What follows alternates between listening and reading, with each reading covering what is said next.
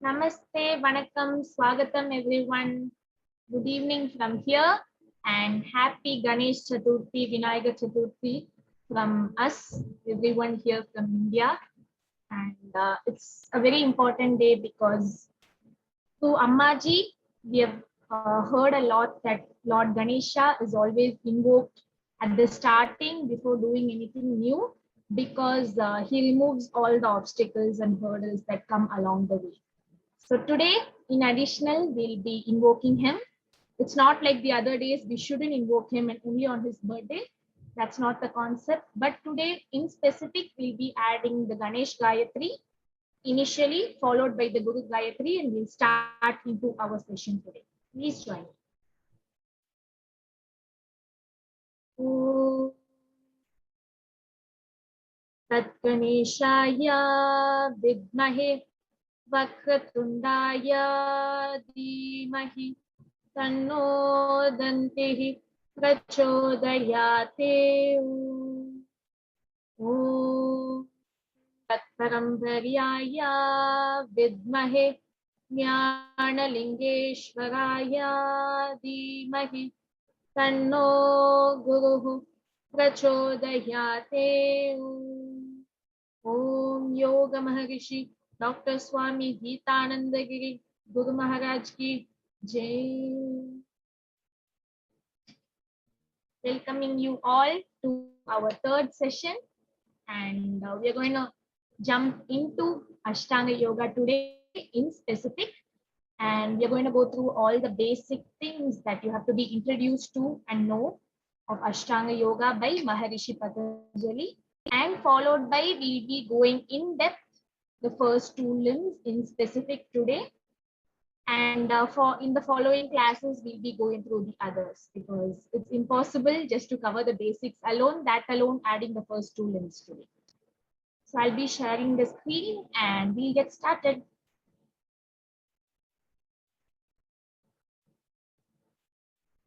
Okay. So I hope you all can see the third lesson in front of us on screen. Today we are going to see what is Ashtanga Yoga. And in the upcoming lessons, like in last class, we saw the 40 various types and we had added that there are many more. And it's a just short-listed version of 40. So today we are going to see Ashtanga Yoga, which is very, very, very important. Okay, to know the basic things. And in here, we might not have every nook and corner of Ashtanga Yoga in depth, but we have covered every possible concept found in Ashtanga Yoga, and I think this will give you all a clear-cut view of Ashtanga Yoga by Maharishi Patanjali. So initially, the most important thing is, if you're going to see what is Ashtanga Yoga, who codified Ashtanga Yoga, and I know most of you already know it. If not, let's come and see who it is. So Maharishi Patanjali, and as Dr. Sir calls him, Superman Pat, the time traveler, he is he's the one who codified Ashtanga Yoga. And when did he compose the Yoga Sutras? So Ashtanga Yoga is found in the Yoga Sutras, and we have the different sutras, and he put them all in these verses. And as Dr. Sir says, like he could have had 195, 196 books actually. So each verse that he had codified could be brought into a whole book itself. So it has so much in-depth knowledge and wisdom. So he composed the Yoga Sutras more than 2,500 to 3,000 years ago. It's believed so, and we cannot give an accurate number. So that's why we have the limit between 2,500 and 3,000 years ago. And in Ashtanga Yoga, as in the last class, we saw Ashtanga Yoga, Saptanga Yoga, Shadanga Yoga, Chaturanga Yoga. We have to know Ashta means 8. So how many limbs are there in Ashtanga Yoga? We should know that it's 8 from the word. And that's why initially in the introduction class itself, you all got used to the names, like Saptanga means 7, Shadanga means 6, Chaturanga means 4. So it will take time for sure to digest, but slowly let it all digest because some words, they're like hints to you that will help you. So these are the basic 3 questions that are going to lead us into what are the limbs of Patanjali's Ashtanga Yoga and we'll be seeing a basic meaning or term that we can use to define in English language that can help all of us to understand the concept. So let me see if Dr. Sir wants to add, or if we can just go into the 8 limbs of Patanjali's Ashtanga Yoga. Namaste, everybody. Nice to be back with you, and happy Ganesh Chaturthi, a very special day for Lord Ganesha, Lord Ganapati, the remover of all obstacles. And Lord Ganesha is one of the most favorite deities in India. Every young kid, if asked to draw something, they'll most probably draw Ganesha. And we even had a movie called My Friend Ganesha, where, you know, how the Ganesha comes to help a small kid and other things like that. So a very special day to focus on the elephantine energies of the cosmos, energies that have elephantine memory as well as elephantine power. So Ganesha helps us remember what we need to remember. So remember to remember, Ganesha will help us do that. Helps us connect to the Akash Rai, what is called the Dharma Rai, the Akash Rai, which is the knowledge base of the whole universe. He is the Sri Lekha because he writes the most sacred verses, including the Mahabharata. And as Ammaji so beautifully tells us, Lord Ganesha is the obstacle to the obstacles themselves. So you have an obstacle to the obstacle, that is Lord Ganesha. So he is not only the remover of obstacle, he is not only the Lord of the obstacles because he is transcended them, but he enables us to transcend the obstacles and convert those obstacles into stepping stones for further growth. So with my obeisance to Lord Shri Ganeshaya Namaha, Om Shri Ganeshaya Namaha, Om Gangam Ganapadaye Namaha, Om Gangam Ganapadaye Namaha, Om Gangam Ganapadaye Namaha, Om. With our prayers to Lord Ganesha, let us kickstart the session that Dhivya has started, and she's given you a very beautiful introduction, Ashta, 8 Anga limbs. Normally people translate it as the 8 steps of yoga. Please do not call them steps because they are all interconnected and every one of them connects to each other. So you would have to think of them as multiple interconnected Venn diagrams. A Venn diagram with multiple interconnected and cross-connected. That's the type of image you need for Ashtanga. It is like we have multiple limbs in the body. You cannot say my head is more important than my, fingers. It depends on what you do. So each part of you is important. Similarly, each of the angas is important for the wholesome experience of yoga, which we call Purnam. Now coming to this concept of Ashtanga, it has been postulated by Maharishi Patanjali. And a few words about Maharishi Patanjali here, because as Divya said, I share a very personal relationship with the Maharishi. And for me, I don't think of Maharishi Patanjali in the past. For me, Maharishi Patanjali is in the present moment with me. And whenever I'm working on his sutras and understanding and exploring these vast concepts of Ashtanga Yoga, he is alive in me. He is with me. So he is a companion when I start to study. And I like to call him Superman Pat for a modern, tinge to the traditional. I could be booked for, I don't know what sedition or whatever they want to call it these days. But I would call him Superman Pat out of my deep love for him. But he is a very dear friend, mentor, someone who I identify with a lot.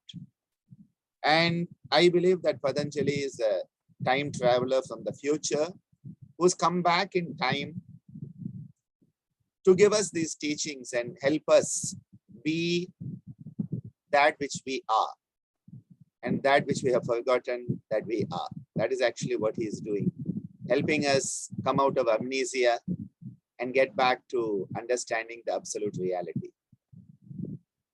Often you find different dates given to Patanjali. And that is why when I put this together, I just said more than 2,500, 3,000 years ago. Because there's so much of controversy. People get so tied up. Is it AD or BC? Is it before Christ or after Christ? Is it before Buddha or after Buddha? People get so stuck up with all of these things and they miss the whole message. And it is pathetic that we, are so caught up with trying to date Patanjali that we are not interested in learning from his amazing teachings. These teachings are many thousands of years old for sure. When were they put together? When were they written down? Well, that date may be much later. And that I must give the modern yoga scholars, that when they talk about these dates, maybe that is the date it finally got put down in the written form as they would understand it. But this is like saying, someone who doesn't have a birth certificate doesn't exist. And in India, we have a lot of people who never got a birth certificate because they never registered the birth. Nowadays, it's much more difficult because computerization, but even till 30, 40 years ago, a lot of people in India had no documentation of their birth. And I know many of them who, what's written in the official record is different than the actual birth date. Not that they were trying to cheat somebody, but just nobody knew. And this is the story even 30, 40 years ago. Now imagine we are talking about thousands of years ago and we are trying to date somebody. So the difficulty in this culture, which is a timeless culture and doesn't try to limit the person. But it's like saying, I came to know about Dr. Ananda today through a YouTube video. So Dr. Ananda has never taught before today because I have come across his video today and hence, okay, that is one opinion. The second is the date that video, the first YouTube video that was put by Dr. Ananda, I have found that date. And so Dr. Ananda never taught before that. I'm just giving you these crazy examples to understand the problem with putting a time line on these teachings. And people will do it. So we feel that at least he was 500 BC, if not more. That is the traditional perspective, that at least 500 BC, which means anything between 2,500 and 3,000 years is where tradition in India acknowledges Maharishi Patanjali. So I just wanted to put that there. Now coming to the limbs of Ashtanga Yoga. Divya, can you just read out those 8 as what we have given in the book, and then let's start exploring them. So the limbs of Patanjali's Ashtanga Yoga, we know the total number is 8 from the previous questions in the discussion that we had before. The first one is Yama, moral restraints; Niyama, revolutionary observances; Asana, steady posture; Pranayama, energy or breath control; Pratyahara, sensory withdrawal; Dharana, single-minded concentration; Dhyana, meditative state; Samadhi, state of complete oneness. These are the 8 limbs, and we have gone through a read of the names and sort of the term that can help all of you to understand it, because if you just hear a Sanskrit word, most of the time we'll be like, what is that? So these English words will most probably help all of you to at least get maybe 5 or 10% out of the 100th of what that Sanskrit word actually stands for. Thank you, Divya. So when we are talking about the Yama and the Niyama, these are the foundation of the whole yogic edifice. The structure of yoga, the foundation, yama, niyama. And when we talk about the yama, often you find the word moral or morality coming in. And when you talk about niyama, you find the word ethics coming in. So the morals and ethics of yoga, this is one perspective to understand yama niyama, the morals and ethics of yoga. The second approach is that the yama are primarily based on the concept of restraint. The concept of restraint. And what are you restraining? What are you restraining? You are restraining the subhuman tendencies. You are restraining the subhuman tendencies that are the primitive, impulsive, instinctive aspects of your nature. Not somebody else's nature. They are of your own nature. The primitive, instinctive impulses of your own nature that have been with you for countless births in this process of evolution. As we have evolved from a single-celled creature to the trillions of cells today, all those impulses, instincts, and memories are there with us. And if we are not careful, they will make us become something we don't want to be, or that which we are not to be. We are to be human. That's why we are called a human being. Now, if we are not careful, if we are not having vigilance, the price of freedom is eternal vigilance. The same thing here. If we don't have the vigilance and we don't pick up these impulsive, instinctive tendencies that are there, they will bring out the beast in us. They will subdue the human, because the human is the new kid on the block. These instinctive tendencies have been there for a long time. So they are the bullies. They know all the dark back alleys. The human part of you is the new kid on the block. It's just walking through and it doesn't know what to do yet. And all of them gang up on it if you're not careful. This is why, if you look at the yama niyama, you will realize by adopting the attitude of choice, yama niyama are based on adopting an attitude of choice. They do not come naturally. They do not come naturally. You have to make a choice to follow the yama niyama. And Swamiji used to say it is no option yoga. You either choose or you don't choose. There is no midpoint. Choice to do what? Choice to be human. Choice not to be a subhuman. That is the most important part of this whole process. The most important part is to choose to be human and not be subhuman. Hence, they are called the restraints. So all of this was to build up to this word restraint. Why are the yamas called restraints? And why you use the word moral?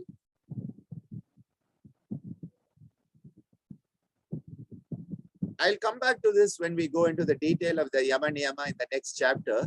But just to give it that context, moral restraints. The horses are bolting and you are holding them back.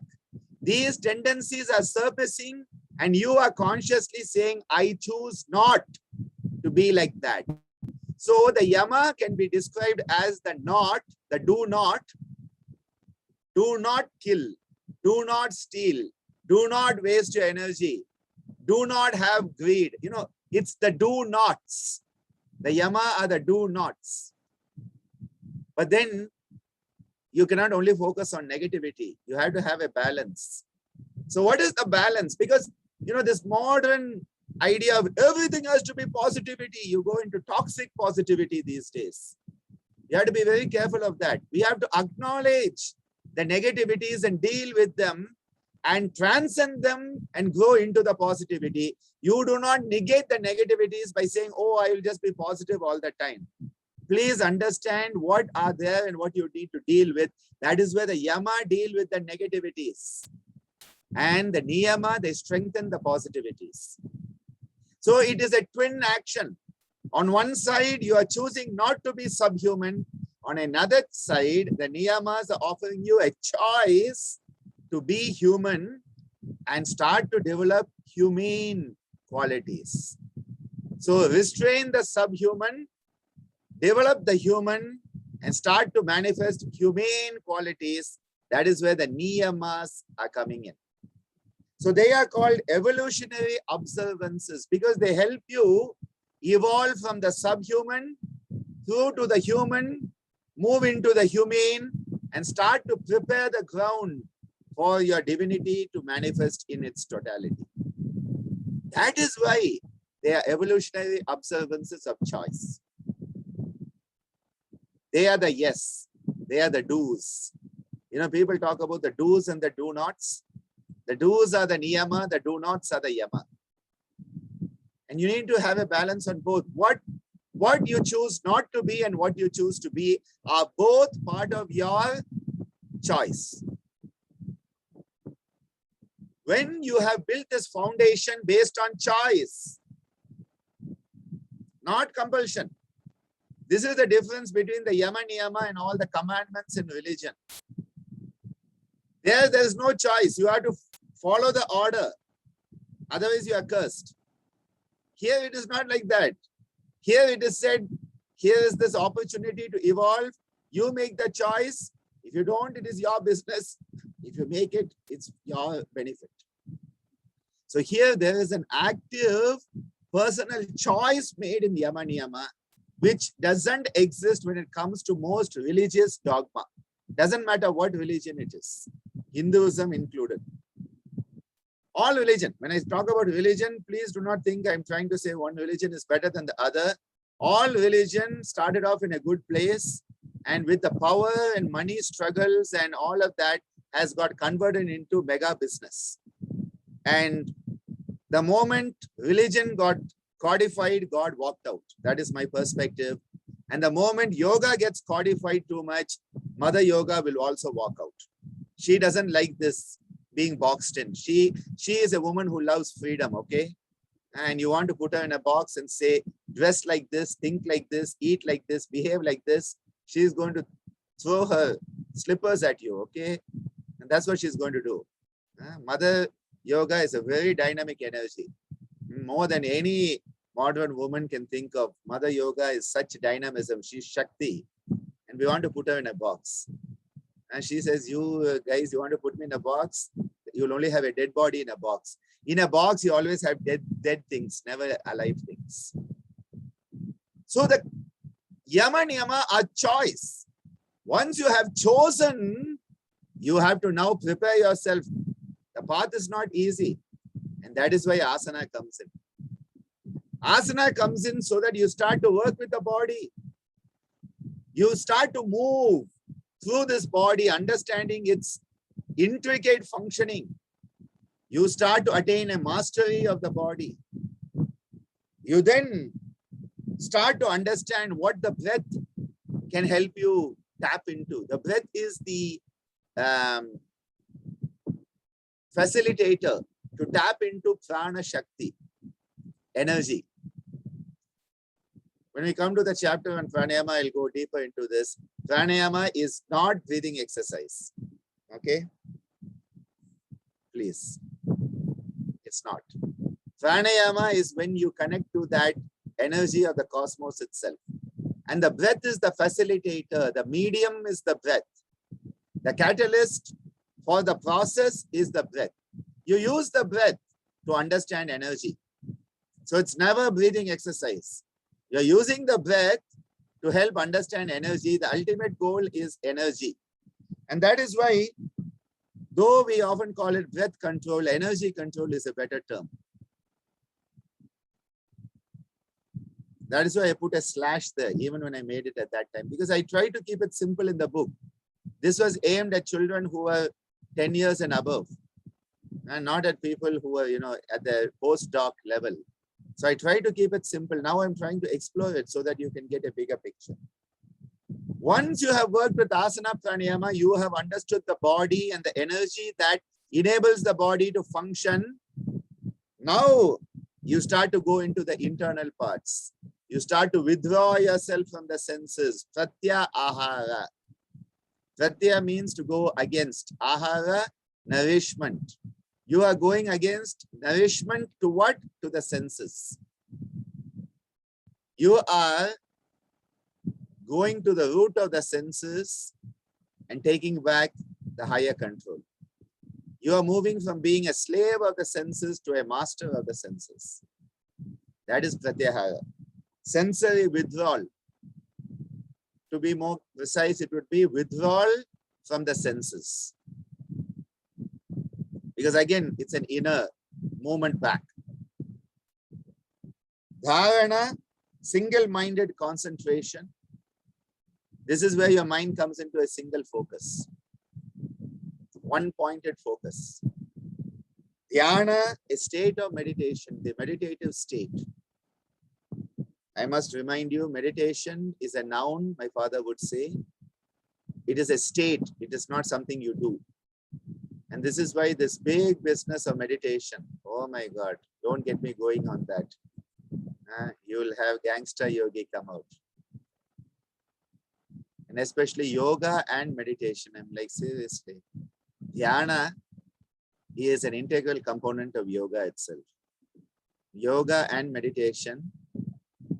I don't blame the West. Many of the Indian teachers who went abroad started using it that way. And then now it's gone to the level yoga and pranayama. Seriously. They'll never say yoga and asana because for them asana is yoga and yoga is asana. Again, most of the blame of this type of misconception is not in the West. It was seeded there by our Indian yoga masters who went out there and I don't know what they were trying to do. Build institutes or get crowds and made these terms, yoga and meditation. Oh my God. Dhyana. The seventh, penultimate limb of Ashtanga is of that meditative state where you and the object that you have chosen to contemplate have become one. You and the object you are contemplating have become one. That is the state of meditation. Not just closing your eyes. Sitting with your eyes closed is sitting with your eyes closed. It's not meditation. I'm sorry. If you concentrate a bit, you can call it concentration. In the morning in the ashram, when we get up, we do the arati. And then the students go up onto the deck for the morning Hatha Yoga class. And as we wait for the sun to come up, we all have a half an hour of quiet sitting. Amma used to call it quiet sitting. She never said we are sitting for meditation. She would say we are having a period of quiet sitting. The other way I would say is quiet contemplation. These are significant. These are good for people to sit quietly for half an hour before the sunrise and just have a sense of introspection and quietude. A contemplative period is amazing. It can do wonders. It is wonderful. But please don't call it meditation. It's not meditation. But we have reduced meditation to something that is supposed to be easy and safe. And, I just have 20 minutes, I can do meditation. I'm like, well, you can sit quietly for 20 minutes and it will be good for you. But then the market doesn't sell, right? The book has to say meditation. The DVD has to say meditation. Your website has to say meditation. Then you get all the clicks and all the students, right? Because you're selling a product.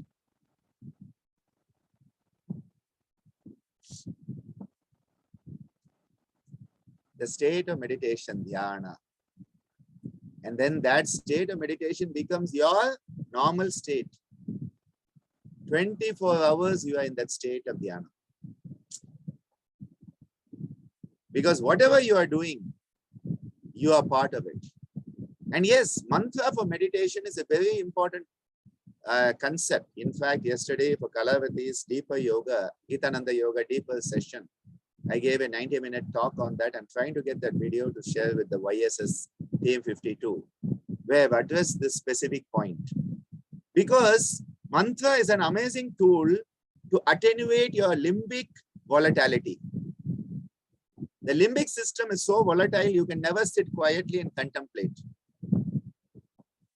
And the mantra, especially japa, becomes a tool that helps to attenuate, reduce the overactivity of your limbic system and let your prefrontal cortex start to work a bit more than usual.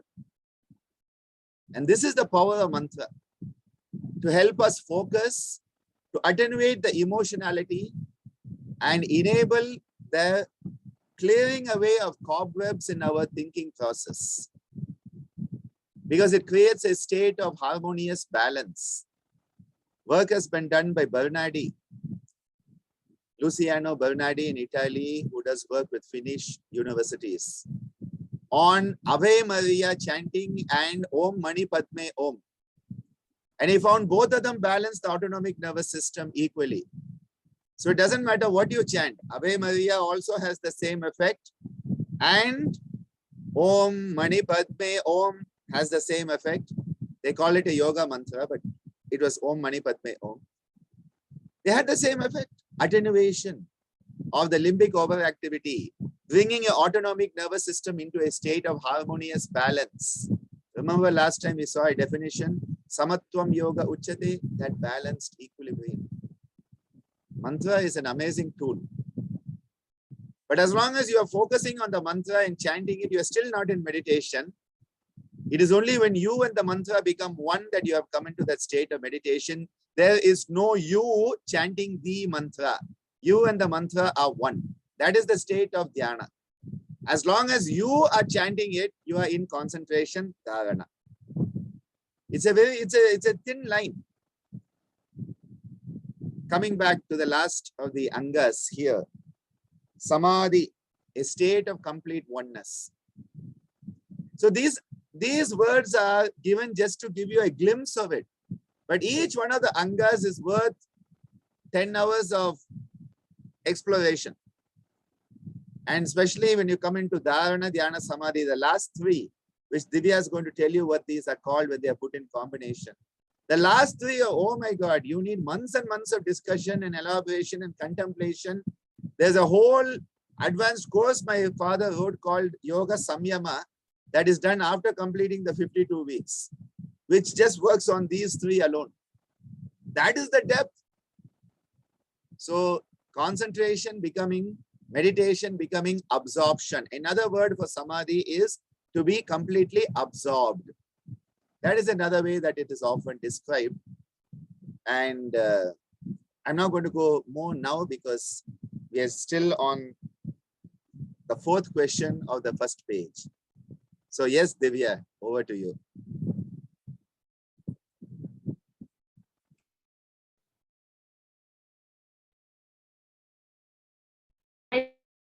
We all had an overall look of what we are going to be seeing in the next 3-4 sessions. We'll be mostly covering this because it plays a very important role in all of our yoga knowledge. So moving into the next question, here mostly you're going to see the names of these limbs, and just this is going to be a term that's used while like 2 of these limbs come together, it's called this, and like 3 of limbs come together, and then 4 or 5. So we're just going to see a look at this, and this used to be often asked in our quiz. And before that, like when we were at Yoganjali, every May month for us here, especially in southern India, I think throughout India, that the month of April, May used to be a holiday vacation time. So always Ammaji and Dr. Sam made sure we had the May intensive classes where we would have yoga, slokam chanting, dance and everything. So in that, every year we had a competition called Best Youth, Best Child. And in that, like every May intensive, Ammaji used to cover one topic. So like, for example, one year it was the Ashtanga Yoga, in specific, the 8 limbs. So in that, we were given topics, like we were supposed to do an art design, a poster making, artwork on chart. So we all were given this opportunity. So the topic was given to us. So we have to show it in a pictorial graph form or a bar graph, or through a drawing of different stick figures, whatever we could do, color, crayons, whatever. So in that, I remember I did an art design of what I did is I made a wheel. So we call it as chakra here, a wheel, and I divided it into 8. So I put yama, niyama, asana, pranayama. So when it gives us a nice perspective and also helps us to keep reminding ourselves of these concepts. So we could say the wheel of Ashtanga Yoga, the 8 limbs, or the ladder. We could even symbolize it as a ladder because we have to make sure it's a step-by-step process. So ladder, wheel, a ring where there are many rings hanging and all of that. So I'd done some art design on that, and I'm not sure if I can find it now to share, but let's see, it might pop up when we need it. So here we are going to see how the 8 limbs are divided. If you see, we have 5 here, and in the 40 various yogas that we had saw that day, that we have those names here also. Like we might not remember all the 40 names, but just to give you an idea that we had saw it roughly that day. So here first, Adhigara Yoga, it's the grouping of the first two, the foundations, Yama and Niyama. So actually, I think it was Dr. Sir's third online course that he had conducted only on Adhigara Yoga. And that was a wonderful session actually. We had, I think, 6 classes and we really went in depth. So just as he said, each limb could take 10 hours. So there we had only Adhigara Yoga and 6 sessions. So here Adhigara Yoga is the first 2 limbs out of the 8. And then Kriya Yoga, I think you might remember Dr. Sir saying that people also in various traditions and many concepts are given that Kriya Yoga can also, it's termed in many processes, procedures, and all of that. But Kriya Yoga is Tapas, Swadhyaya, Ishvara, Pranidhana. And you might be asking, where did these 3 names come from? Like, what's Tapas? What's, like, we saw only Yama to Samadhi. Now where did these 3 pop up? And you'll be seeing that before we end today's session, because that will come under the niyama. Don't get confused about that. But Kriya Yoga is also believed as a step-by-step process. So Tapas, Swadhyaya, and then Ishvara Pranidhana, which is actually considered as Samadhi also. So people believe that you can go step by step all the way from Yama, going to Yama, Niyama, Asana, Pranayama, Pratyahara, Dana, Dhyana, Samadhi. Also, through this process of Kriya Yoga, that's Tapas, Swadhyaya, Ishvara Pranidhana, and Ishvara Pranidhana alone also. There are many, in relation to this, there are many ways. So just to give you an ideal point of view of what Kriya Yoga is here. And as we see the niyamas, you all will understand what exactly they are, and then you will correlate all of this. Then thirdly, if you see, we have Bahiranga. So here Bahiranga, Yama, Niyama, Asana, Pranayama, plus or minus Pratyahara. Now the reason for why Dr. Sir has put it as plus or minus is, in some traditions, people believe that Bahiranga Yoga is only Yama, Niyama, Asana, Pranayama, and they don't include Pratyahara. But in some, they do include Pratyahara. So we don't want to irritate anybody, because we should give respect to everyone's perspective. So that's why we have the concept of plus or minus Pratyahara. Because Pratyahara can be, what happens is Yama, Niyama, Asana, Pranayama, they think of it more as an external thing, as what we do. And then Pratyahara, Dana, Dhyana, Samadhi sort of becomes an internal thing. So actually there's quite a difference in that process. So people believe, some say that Pratyahara is part of the external that will come along with the first 4. And some people say, no, this is the second half. So that's why we have emphasized on the plus or minus Pratyahara. And if you see in the next one, it's Antaranga. In Antaranga, we have Dharana, Dhyana, Samadhi for sure, with plus or minus Pratyahara. So that's the concept here. Actually, basically to see Bahiranga and Antaranga, it's the first half, second half. And I'm sure the Dr. Sir could give us a good explanation on that. I gave you a brief idea of people saying the internal thing, like the external thing, like asana, pranayama. These are things that we ourselves to do. But then dharana, dhyana, samadhi is something that has to happen. We just become one with it, as Dr. Sir said. It's not like we force ourselves saying, I'm meditating, I'm attending samadhi, I'm doing this, I'm doing that. That more is the first half of the process. And then finally, samyama, as Dr. Sir stressed on, it's dharana, dhyana, samadhi alone. So this is just how the 8 limbs are divided, and just different perspectives and getting in the various 40 yogas that we had saw in the shortlisted number of 40. Thank you, Divya, for that. When we talk about the samyama, it is very clear. Swayam ekatva samyama, says Maharishi Patanjali. Dharana, dhyana, samadhi taken together are samyama. Now he says these are antaranga, internal, when compared to the previous 5. So he doesn't even say 5. He says compared to the previous, these are internal. And then he goes on to say that the seedless samadhi, sabija and nirbija. So nirbija, nirvitarka samadhi, nirbija, nirvikalpa samadhi, it is also called. Savikalpa, nirvikalpa, sabija, nirbija.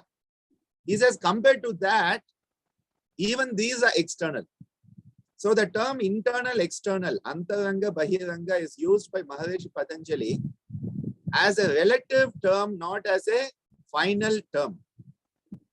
I think this is important to understand that the samyama, dharana, dhyana, samadhi are internal compared to the preceding angas, but even they are external when compared to the final seedless samadhi.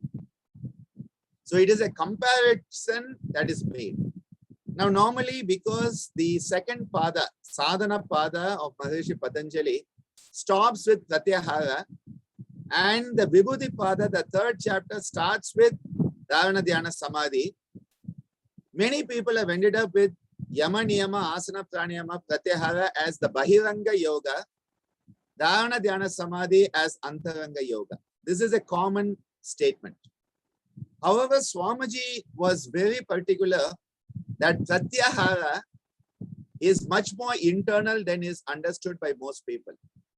And my whole last Saturday was based on that, trying to explain that it is a totally internalized process, not an externalized process at all. And we need to understand pratyahara as the bridge between the first 4 and the last 3.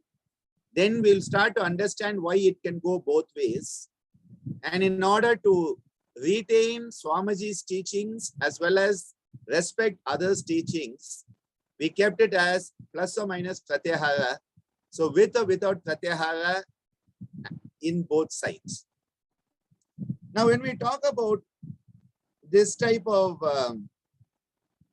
division, it is just a relative nomenclature and how these concepts come together. So again, it is not something to say that, oh, I'm practicing Kriya Yoga. Okay, fine. Yes, but then what about the rest of it? I'm practicing Adhikara Yoga, then what about the rest of it? So it has to be again and again, we need to remind ourselves it is to be practiced in wholesome attitude. Purnam is the concept we want to build there. Yes, Divya. Last question on first page. Finally, one of the 4. Today, actually, we had a funny discussion before the class as we just have a word with each other, just thinking about what we are going to do today in class. So then Dr. Sir is like, only 4 pages, right? I'm like, I know you. 4 becomes 400 or even 4,000 if you're not careful. So yeah, 1. So at the end, I'm pretty much sure a few of you must have come across it when we were discussing the 40 names, the various yogas. There we had come across Raja Yoga separately and Patanjali Yoga separately, Ashtanga Yoga separately, and then all the 5 names that we saw, Adhigara, Kriya, Bahiranga, Antaranga, Samyama. So we had this all in different places. Now I'm quite sure that you all have a mind map of, okay, this all seems to go together. So Ashtanga Yoga, there are other names also. So like not everyone calls it Ashtanga Yoga. Some people call it Raja Yoga, some people call it Patanjali Yoga, and some people call it Yoga Darshana. So it's quite important in terms of when you're meeting people, people might come and tell you that, I went through a course on Yoga Darshana. And you'll be like, what? What's Yoga Darshana? But it's actually Ashtanga Yoga. So it's quite important to just have these terms, because when you're actually interacting with many people, because many people learn in different ways from different personalities and all of them are correct. It's just few people, they might use a particular name. So just to understand the language. Um, Here we are going to move into this part of the lesson, and this is going to give us, this is just the foundation of Ashtanga Yoga and the basics that are like must know concepts.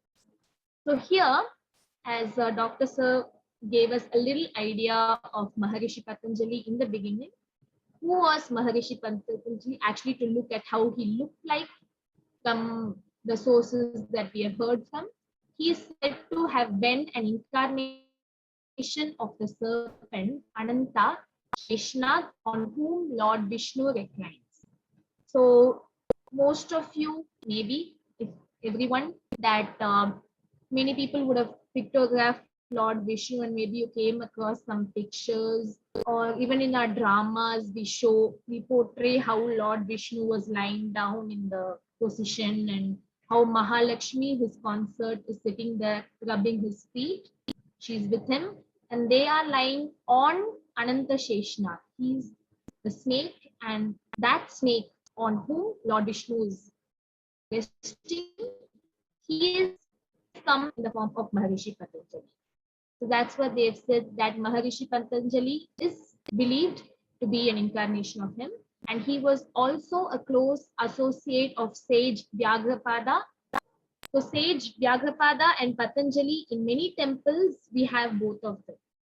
Okay, so they were actually close associates, and they have quite a common thing. And after going through the last line, I'll let you know what it was. So they say that his body is said to have been half human and half cobra.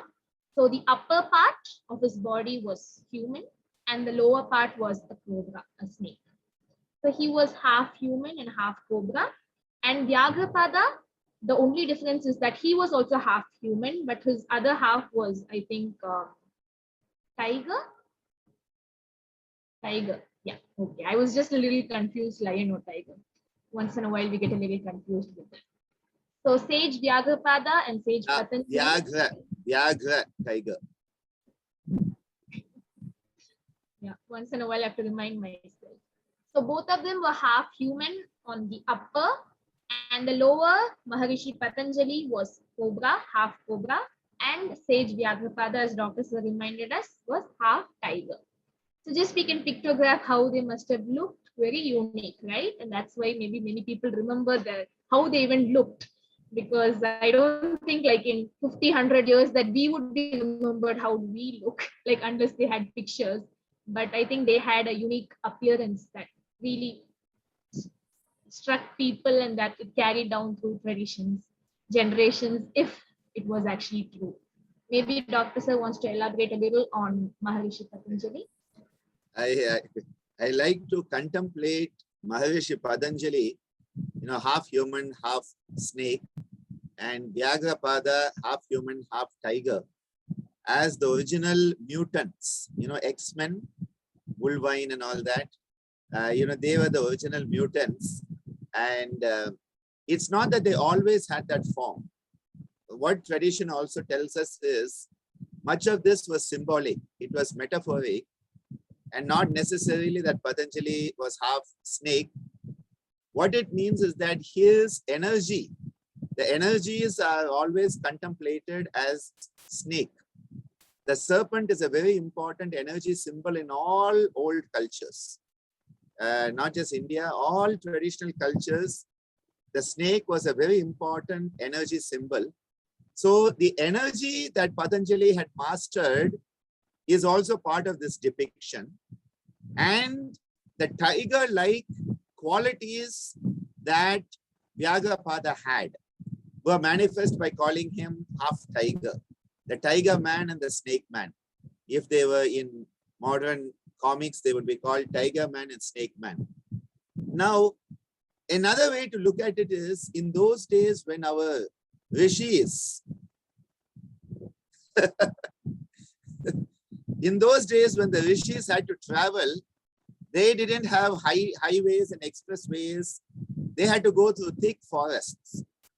And these two rishis, Patanjali and Vyagrapada, were great devotees of Lord Shiva.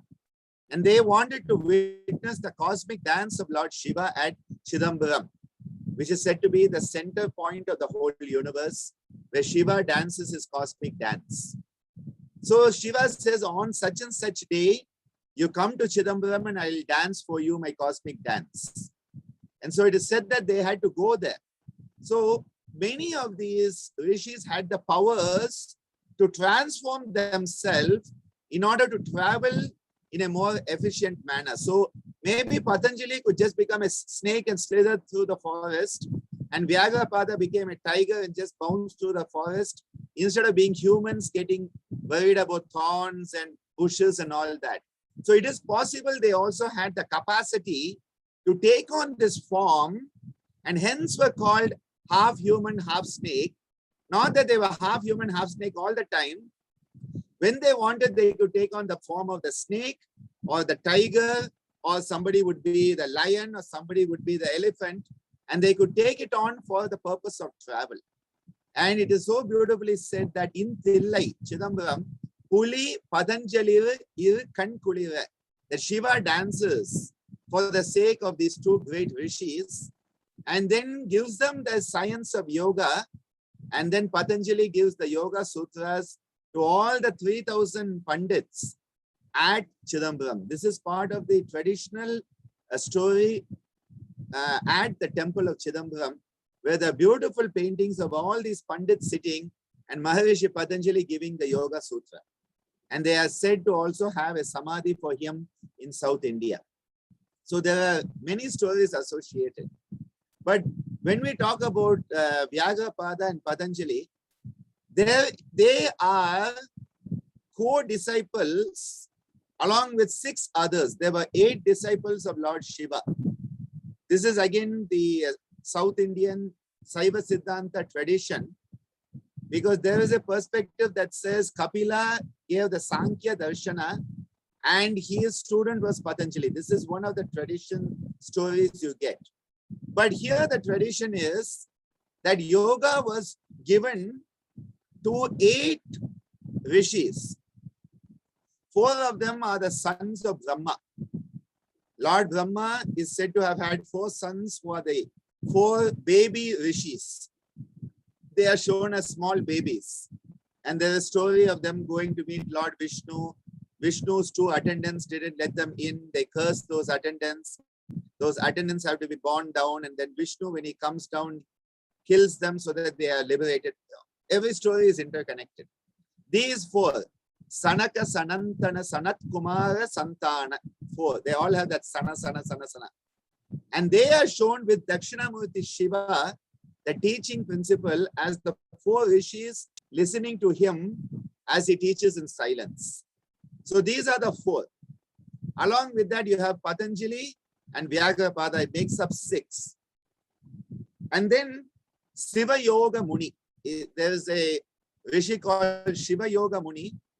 And then the 8th one is the person we are going to talk about in the next question, Tirumular, who has given us the teachings of yoga in Tamil, a classic text of 3,000 verses, and so many histories of yoga have neglected Tirumular.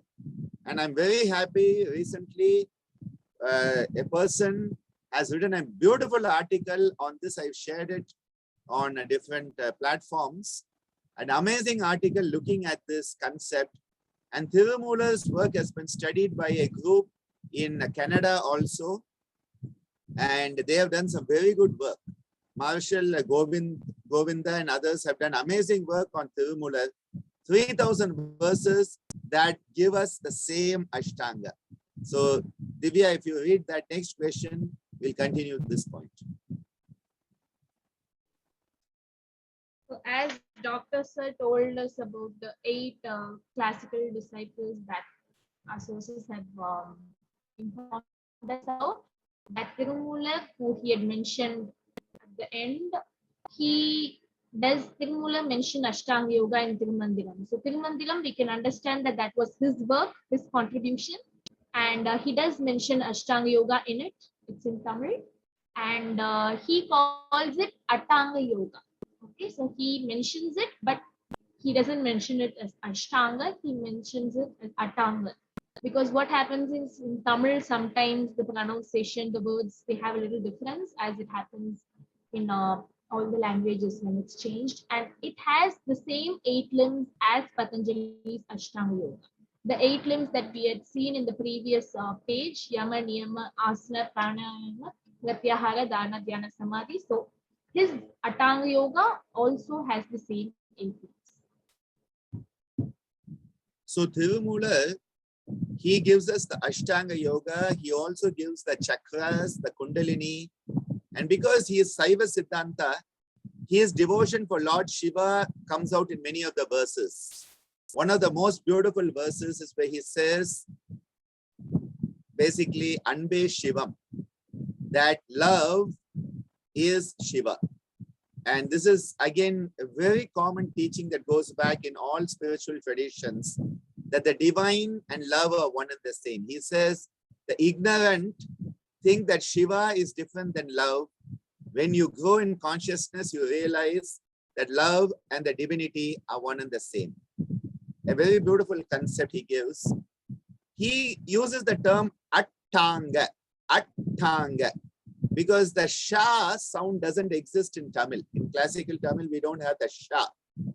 So Ashtanga is written as Attanga, and Yama becomes Iyamam, Niyama becomes Niyamam, Adhanam, because we don't have the Sa. So Adhanam is Asanam, and in Tamil we add to everything. At the South Indian tendency of adding So Iyamam, Niyamam, Asanam, Pranayamam, Pratyaharam, Dharanai, Dhyanam, Samadhi. So the same 8 limbs are found in Tirumala's teachings also. And he goes into a big exploration of asanas also, unlike Patanjali. It was very interesting. Yesterday, a very dear student of mine who is a very amazing person, he had gone someplace and he suddenly calls us up and he says, does Patanjali talk about the headstand any place? And I'm like, seriously? 20 years you've been a student of mine and you have that question, I don't know what to do with you. And not a single asana is mentioned in the Yoga Sutras, okay? But this is you have to be very careful. There are websites that state Patanjali teaches 4 asanas. I'm like, where these people get this misinformation, and it will have like 1 million Google hits. It's just astonishing the level of misinformation that percolates everywhere. Tirumala, some people like to say he goes beyond Patanjali. Now, I don't like to say that, of course. But his perspective of yoga is very expanded, 3,000 verses. And it is said every verse was given after 1 year of being in meditation. And that is why he is said to have lived 3,000 years. Now, immediately the modern yoga scholars say that's not possible. It must have been 30 years. Recently I had that happen. The founder of Kaivalya Dhamma and the founder of the Yoga Institute in Mumbai, both of them had the same guru, Madhav Das Maharaj. Madhav Das Guru Maharaj is the founder, and it is believed he lived to be 123. That is what tradition says. And a person has recently written an article saying that is impossible. He must have lived to be 73. This is the recent article they have written. I tell you this irreverence, disrespect being given to yoga and its tradition by modern yoga scholars, I condemn it. And even currently, I'm in a very difficult position because I'm having to make a choice of being on a certain chapter with somebody or not, based on a difference of opinion on this. One has to be very careful here. We have to respect the tradition. We can start to interpret it, we can give our perspective, but to disbelieve tradition and to say, oh, it's not possible. See, 3,000 years is something that for us, we say it's impossible. But when you grow in consciousness, you realize it is very possible. I'm very happy the Matrix is now having the fourth one coming out, Resurrection.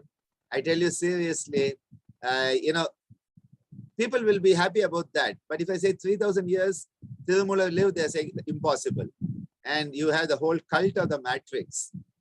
Because, we'll believe that, but we cannot believe Tirumula lived 3,000. I tell you seriously, we sometimes have to be very careful. These teachings are beyond anything. And Tirumula, 3,000, every verse after 1 year of contemplation. And you want to read it and read all 3,000 in 1 month? It took him 3,000 years to compose that. Imagine the depth of the teachings. And the language is twilight language, as Georg Feuerstein calls it, twilight language. An amazing teaching. So just I want to put it out there, search for it. And I recently shared an excellent academic article by a person in USA who's also done a beautiful history of yoga through music and video. It's a very beautiful one. So we need to look at a few of those things. Tirumula has been sidelined in most of the histories of yoga that are talked about. Very deep tradition. And just like that, every part of India has their own yoga traditions that are unknown to other parts. And this is what Amma has explored in her history of yoga. She has explored it in great depth because she has tried to find these seeds of yoga, not roots of yoga, seeds of yoga hidden in all cultures. And really amazing. What she's done is something that, 1,000 years from now, we will understand the importance of it. Yes, Divya. I will let you read out the next two questions.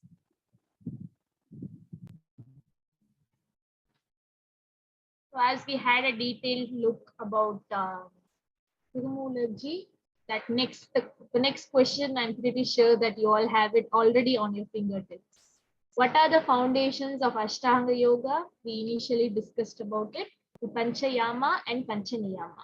For now, I think you all know it as Yama and Niyama are the foundations, but now in the next page that we'll be going through, which is the next chapter of this book, that you're going to see why the prefix of Pancha has come before Yama and Niyama. They're the firm foundation on which Ashtanga Yoga sadhana is to be built.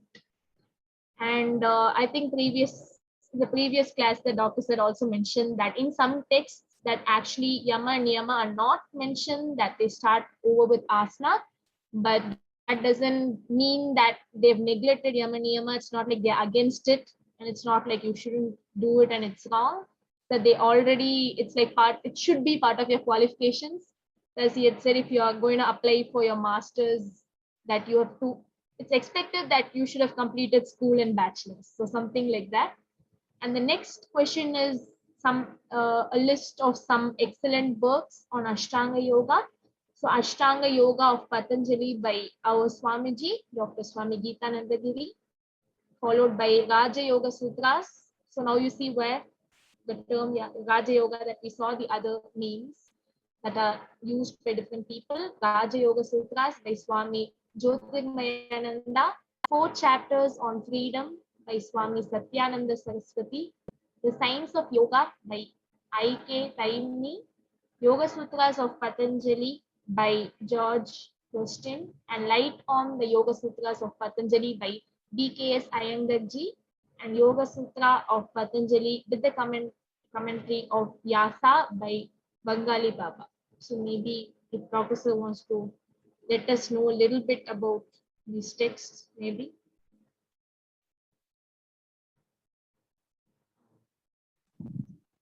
Actually, I will not go too much into this because it's self-explanatory. And there are many commentaries on the Yoga Sutra. These are the ones which sort of have appealed to me and touched me deeply.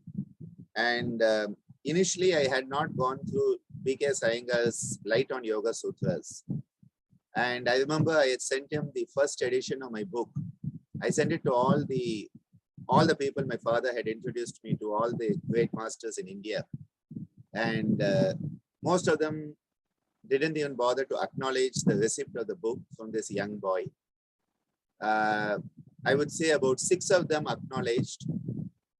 I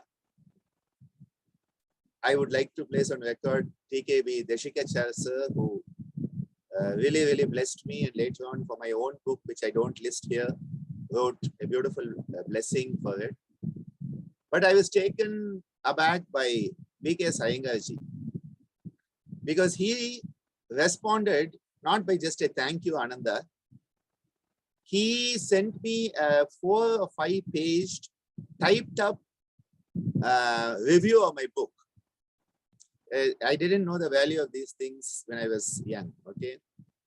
If I could ever find that, that would be a real treasure. And with suggestions of what could be added in future editions, and what type of questions could be there, what concepts I could bring in. He had taken time. He would have taken at least 2 hours to sit down, go through what I had done, make that list and type it. And he typed it personally because it had all the spelling and grammatical errors that were part of it. You knew it was from him, not some assistant.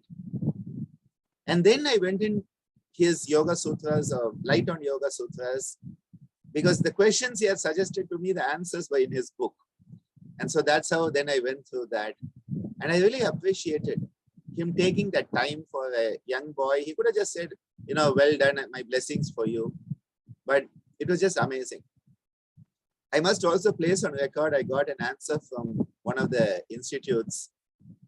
And the answer was, thank you for your booklet. They didn't even call it a book. They called it a booklet. I admit it was quite thin in those days, but thank you for your booklet. But we don't read others' books. That was the answer sent back to me by a very eminent yoga school. Today, I'm in the good books and they read my books. But in those days, and I will not forget that, because I try to support all people who put the effort. And so many young people, when they send me the manuscripts, I try to help them out as much as I can, because I know what it meant to me, that some of these people took that time out from their busy life to support me. And we need to keep the gift going forward. We need to keep it going forward. So some of the masters have taught me what to be, keep it going forward. And some have taught me what not to be, don't stop giving. So I acknowledge all of them with love and gratitude. The last question here is a very interesting one, because what is the ultimate purpose of Ashtanga Yoga? And this, to me, is the purpose of yoga itself. Because Maharishi Patanjali, while giving this concept, has very clearly laid out the purpose. He says, Yoganga Anushtanat Ashuddhik Shaye. So the first aspect is by living the experience of yoga. Anushtanat means you have to become it. You have to live it and become it. Yoga Anga, of all the limbs of yoga, by living them and becoming them, Ashuddhik Shaye. All your impurities are destroyed. Jnana Deepti, the inner luminosity starts to glow bright. And Aviveka Khyati, the highest discerning intellect is developed. Clearing away all the impurities, putting on the inner luminosity, and endowing us with discerning intellect, the capacity for the higher discernment that is required for all the internal aspects of yoga, the samyama. And samyama means the summation of restraint. Yama as restraint, summation, samyama. Avni, this is for you. Samyama means the summation of the restraint. Okay? Yama as restraint, samyama, summation. What are the 3 restraints? concentration where you are restraining the mind to one point, taking it uninterrupted into that dhyana and becoming one with it, completely merging into the cosmos, so that focus and restraint, the summation of it is called samyama. That is why samyama has to be dharana dhyana samadhi, and that is why dharana dhyana samadhi have to be understood as one full package. One full package. In dharana, you are doing. What are you doing? Choosing to concentrate on one object. So you are doing. In dhyana, you and the object have become one. So there's no you anymore. And then in samadhi, you, that object, and the cosmos have become one. And this is why in dharana, you can still say, I am concentrating, I am contemplating, I am chanting, I am focusing, I am visualizing. All is concentration because you are there doing something. In the state of dhyana and samadhi, there's no you anymore. The beautiful concept which is closest to this in modern times is the concept of flow, F-L-O-W. And I love that concept because, you know, you start to find, you lose yourself to find yourself. You lose yourself to find yourself. You are doing it, but you are not doing it anymore. That you is not there. You are doing it, but it's just happening. And that is actually for me, when people ask me, do you meditate? I say, I sing a lot. Because when I sing, I find I lose myself. I lose the lower part of me, and the higher part of me just starts to shine bright. And nowadays, over the last 5 years, I would say more and more is happening. Especially during the pandemic, I tell you, it's happening a lot. When I'm teaching, I'm just losing my lower self. And I'm finding that higher self just shining bright through me. And I just love that experience. Because it's not me. It's just happening. That is what you are trying to work towards. You are trying to work towards it. So you are restraining. The summation of all restraints is samyama. Now there was a question about the antaranga and samyama. See, antaranga are the internal processes. And that this is why Swamiji always included pratyahara, because otherwise antaranga is also dharana dhyana samadhi, samyama is also dharana dhyana samadhi, and it sort of doesn't gel properly. When you understand pratyahara as part of the internal, pratyahara, there's a lot of doing. You are choosing to withdraw yourself from your sensory engagement.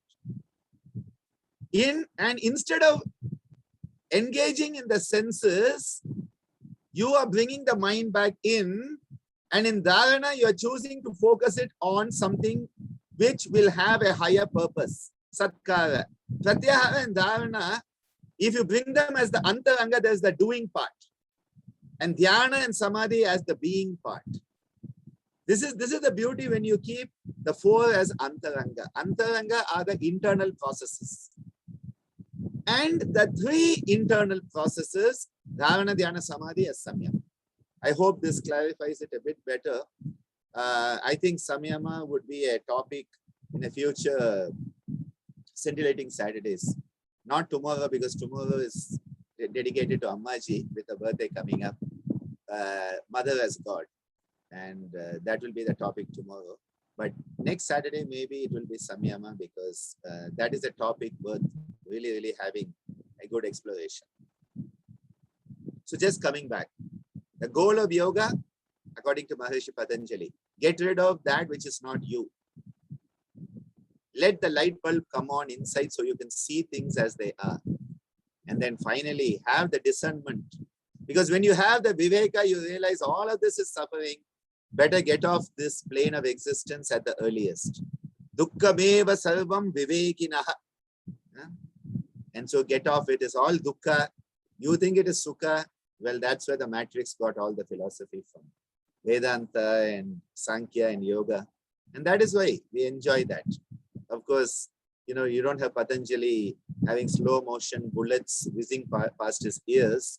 So it's not as interesting, but it's basically the same. Okay. So this ends the first chapter. And now we go on to the second chapter that we are dealing with today, which is focused only on the Yama Niyama Adhikara Yoga. And we will explore a bit more. Yes, Divya.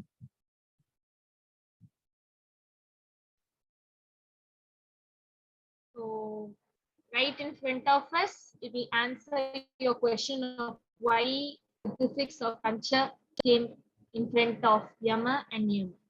So now as we look into them in detail, we can see that Yama has 5 and Niyama has 5.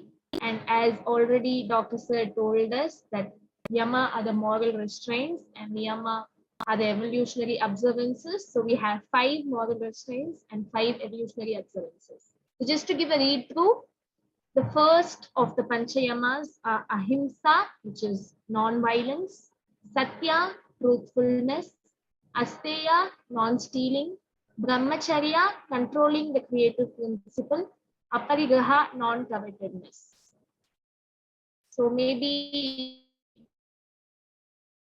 we'll start with the yamas and then go into the niyamas. So the 5 Yama, as we saw in the beginning of today's session, these are the moral restraints, because as a human being, we have a basic morality. And we start to realize there are parts of us that are very primitive that need to be restrained. The instinctive, impulsive, survival tendencies need to be transcended by restraining them.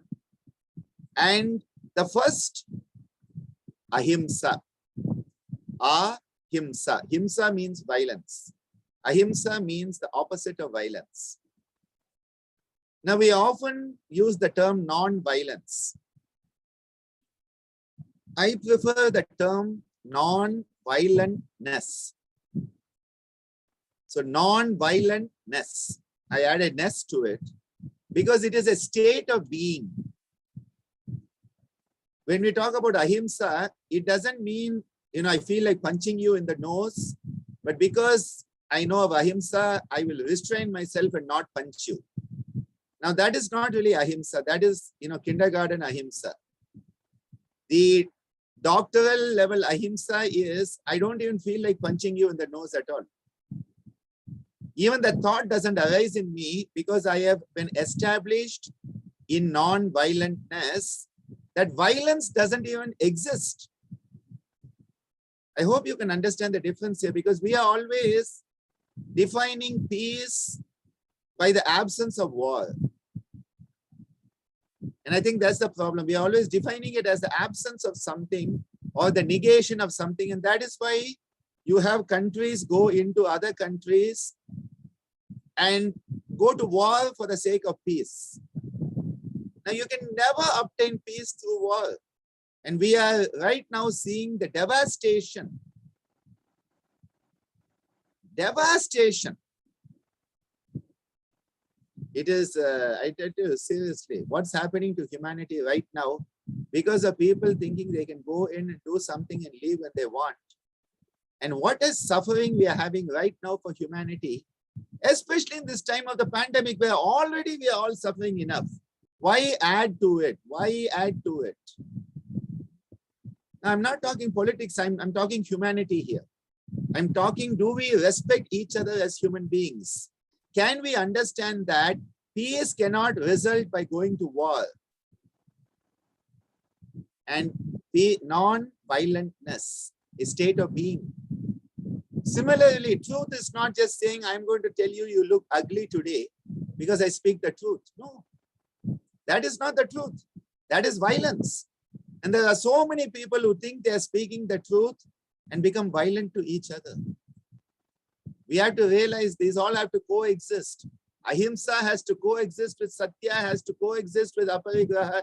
They all have to coexist in the same place at the same time. And I know of people who, oh my God, the violence in the words and the actions, thinking that they are following the truth. We need to understand that we need to move into a state of being of truthfulness, where even the untruth doesn't even occur to us. You are so much in tune with the truthfulness that the untruth doesn't even occur to you. You are so in tune with non-violentness that violence doesn't even occur to you. That is the state of being that Patanjali is talking about. Now, initially, we have to start by saying, okay, what are my violent thoughts, words, and actions? You mean thoughts? Yes. What are our violent thoughts? Can we become aware of them? Can we start to work on them? What are our violent words? Can we work on them? What are our violent actions? Thought, word, and deed for each of the Yama Niyama. So it's not just that which the world sees. And I must put, as I've done in so many of my scintillating Saturdays with Yama Niyama, I must put a word of caution. The Yama Niyama are meant as an internal yardstick for you to evaluate yourself, not as an external stick to beat others with. And we run around with the stick to beat others. These are an internal yardstick for measuring our own growth. They are an internal comparison tool, not meant to go out and, sort of be the judge over the whole world. So we have to be very careful here. Because so many times we find people in yogic circles who use the Yama Niyama to browbeat each other. You are not following the Yama, you are not following the Niyama. And I'm like, no. Are you following it? That's all. And this is where the Yama Niyama are so different than the religious commandments of any religion, as I said. Because it's not a tool to evaluate somebody else, it is an internal tool for you to know yourself better. Man, know thyself. That is the bottom line here. And each of them working on these primitive tendencies. Survival tendency and violence go hand in hand together, because if I am non-violent, I may not survive. So I have to be violent to survive. That's the whole primitive thing. You are choosing to actually become vulnerable. That is why you need to be very careful. As you grow in this, you can become more vulnerable than you were before. You become more sensitive. But along with becoming more sensitive, I hope you become more sensible. And that way you don't get hurt as much. Because if you become sensitive without being sensible, you will keep on getting hurt. So along with sensitivity, sensibility must come together. And then you know that there are some places you will get hurt, start to avoid them. Yes, Avani, do no harm, take no harm. And thank you for that, because many people think non-violence means letting people kill you. Huh? Self-protection is ahimsa. Somebody is going to come and kill you, you have to defend yourself. Defense is also part of ahimsa. It doesn't mean you say, oh, I am a, practicing yogi and so, you can kill me. That was Gandhiji's misaligned version. I love Gandhi, I love all of his teachings, but some of these things he had a warped sense.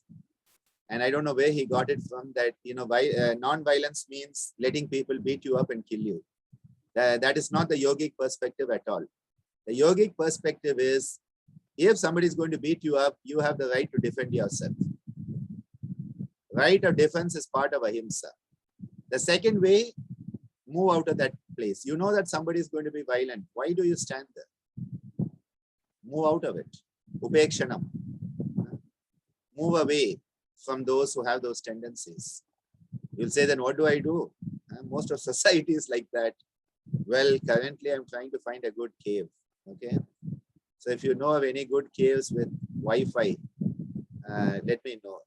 I'm currently, along with many others, I keep on finding this coming up in many of my friends' pages on Facebook. They're looking for caves and planning to move into the forest. And I'm like, a lot of us are sort of a bit tired of society. Tejasvi, yes, we'll find a cave with Wi-Fi and a coffee maker. Okay. This idea is, sometimes we need to bark a bit. Sometimes we need to hiss a bit just for self-protection. Sometimes we need to hiss a bit for self-protection, because The spiritual life is not one where you let people take advantage of you. Ahimsa is not becoming a non-violent doormat for others to stamp all over you. No, that's not ahimsa. That's not the yogic ahimsa. In yoga, it is very clear. Self-defense is part of ahimsa. It's just to put it in context. I could go on for hours and hours, but just to put them in context, the concept of non-violentness, truthfulness, non-stealing. It's not that you say, oh, I want to take that, and then you say, oh, no, I won't. That is the kindergarten part. As you grow, you don't even feel like it because you know you're not earned it. If you haven't earned it, why do you take it? So you make yourself worthy of it and then you get it. The moment you have yogyata, the moment you have worthiness, it will come to you automatically. That comes in the niyama. And brahmacharya, don't waste your energies. Be in tune with the universal plan. Live, achara, in tune with the Brahman, with the creative principle. Don't waste it. There is a place for the creative principle. It is not just about filling the world with more versions of you. It is about serving the world in tune with the cosmic principle. Aparigraha, non-covetousness. Parigraha means to grab. You have started grabbing and your hands are open. And the more open your hands are, the more you will receive. People forget that when they grab, they get only a little bit. You let go and everything will be there. Aparigraha is the ability to let go, not hold on to anything. You love somebody, you love something, give it the freedom. People think love is possessiveness. No, love is freedom. Give them the freedom. If they are not part of your life anymore, they were not supposed to be part of it. That's all. Hard to accept because our ego finds it very tough. If they are to be with you, they are going to be with you. If they are not, they are not. Give them the freedom. Can we give the people we love, can we give them the freedom to be themselves? Or do we say, I will love you, but you have to be like this? Then it's not love. Then it's a business transaction. I will love you as long as you give me coffee in the morning. And if you don't give me coffee on one day, then I don't love you anymore. Come on, that's a business transaction. That's a contract. That's not love. Most of the time you see people who fall into love and fall out of love. It is because of this limitation. That is why when you love, it is unconditional. My father used to say, he said, I can love it. He said, I love everyone. But he said, there are some I may not like. I love everyone, but there are some I may not like. It is a very interesting statement. Because love is the ability to see that the people who you may not like, but fine, they have a purpose in your life and they have a purpose on this planet. And to accept it and see something else. That is very important. Yes, Divya, niyamas, please. Moving on into the niyamas. The first one is saucha, cleanliness, santosha, contentment, tapas, austerity or discipline, swadhyaya, self-knowledge or self-analysis, and Ishvara or Atman Pranidhana, surrender to the divine or Atman. So, similarly, with the niyamas, so the yamas were restraining that which is subhuman, the primitive, instinctive, impulsive part of our nature. And then you want to grow into abundance, the humane qualities. And so the first one is cleanliness, saucha. Nowadays, I prefer to use the word purity. And I can see that when I revise this for the next edition, the word will change from cleanliness to purity. Because purity captures saucha much better than cleanliness. Commonly, it is called cleanliness, but then people think I have a bath, I have a shower, I brush my hair and brush my teeth and wear well-ironed clothes, so I'm saucha. No, you are not. Because there's a lot of filth in your head.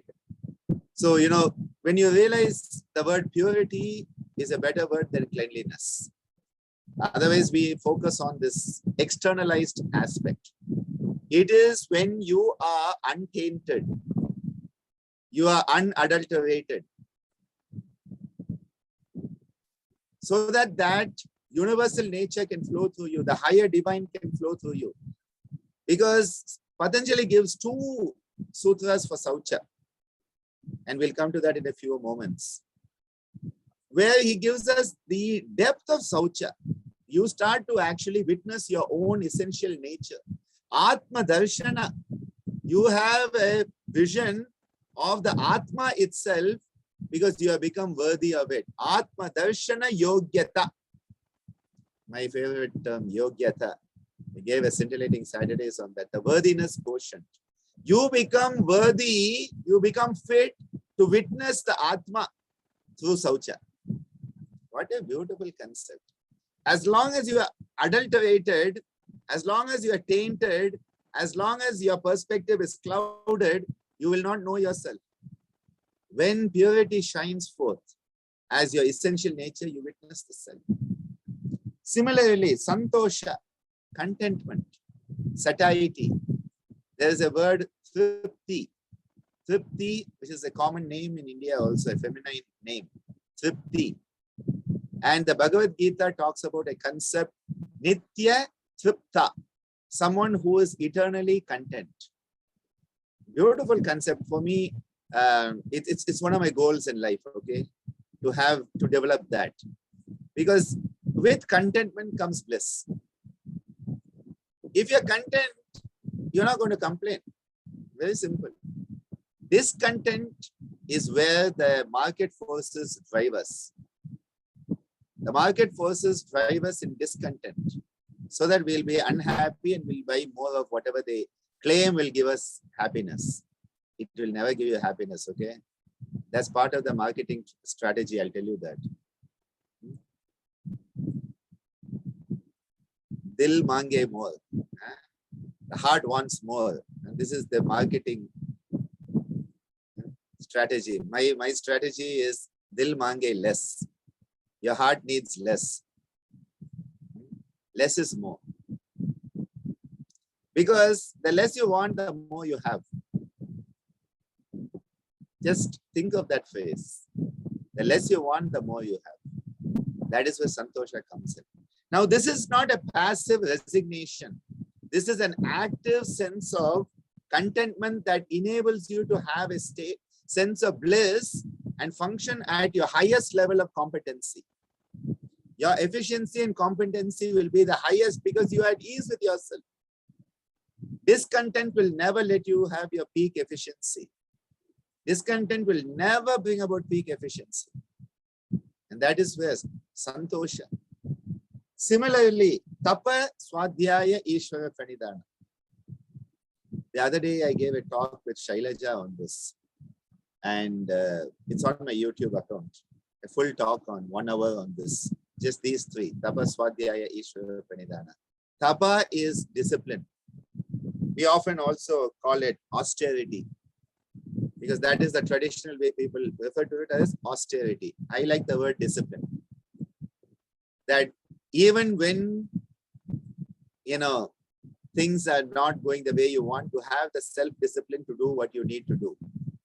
The latest message Amma gives us whenever we ask her what to do, she says, just do what you have to. And it's a beautiful statement. In that moment, what you have to do, just do it. We are always trying to find something else to do. And I think that is where Tapa comes in. Just do what you have to do that moment. And you'll find, as we say, if you do what's possible in the present moment, one day you'll find you have done the impossible. Just doing what is possible in the present moment, one day you would have done the impossible. And I look back on my life already and I just see, if 30 years ago you told me this would be happening, I would say it's impossible. But just you do what is to be done every moment. And today I look at it and I say, okay, it's happened. And so then today, what I think will be impossible, what do? Do what's possible right today. Every day you get up in the morning and decide, I will do what I can today. As Amma said the other day, I said, let's have a good day. and she said, let's make a good day. Tapa is making a choice that I will make a good day. I'll make this world a better place. I'll make myself a better person. I will make my society a better society. See that it's you take an active participation. Tapa is that. Swadhyaya is the ability to question yourself. Self-knowledge and self-analysis, introspectional self-analysis, self-reflection, reflective learning, Swadhyaya. Swa-adhyaya, you are starting to study your own story. Adhyaya is your own chapter, the chapter that is you. Studying the chapter that is you. That is what Swadhyaya is. And Ishvara or Atman Pranidhana, the complete surrender to the divine, the Atma, giving over to the higher perspective. You expand yourself so much that your perspective and the cosmic perspective are one and the same. Because you are not holding on, this is me, my perspective. You are saying, thy will be done. You are able to look at that bigger picture. And suddenly you have the bird's eye view, not just the bird's eye view, the satellite eye view. The satellite view starts to open up to you. And imagine you have a satellite at the where the whole cosmos is seen, and you have that perspective. That is the growth we are talking about in Ishvara Pranidhana. Because the word surrender often has negative connotation. You're like giving up. Here's not giving up, it's giving over. As Amma said the other day, give up and give over. What a beautiful way to look at Ishvara Pranidhana. So now, the next verses focus on what Patanjali tells us will happen when we, sort of start to embody the Yama Niyama. Now, often you find this word, fruits of perfection. Hence, I have kept that. But I believe that, and I may just leave it because it's easier for children to understand it that way. But I would prefer to say, what is the manifestation? What is the manifestation when we embody the Yama Niyama? What starts to manifest? What is the net result? What is the outcome? We are doing a lot of outcome measures in our university these days. What is the outcome measure when you embody each of the yamas, each of the niyamas? But before that, I'll have Divya sing a song, because this is a song I worked up for the young kids in one of our summer intensives, and do anything to help my young children learn. And so we created a song, and I'll have Divya sing it and just get to feel what it's about. Yes, Divya.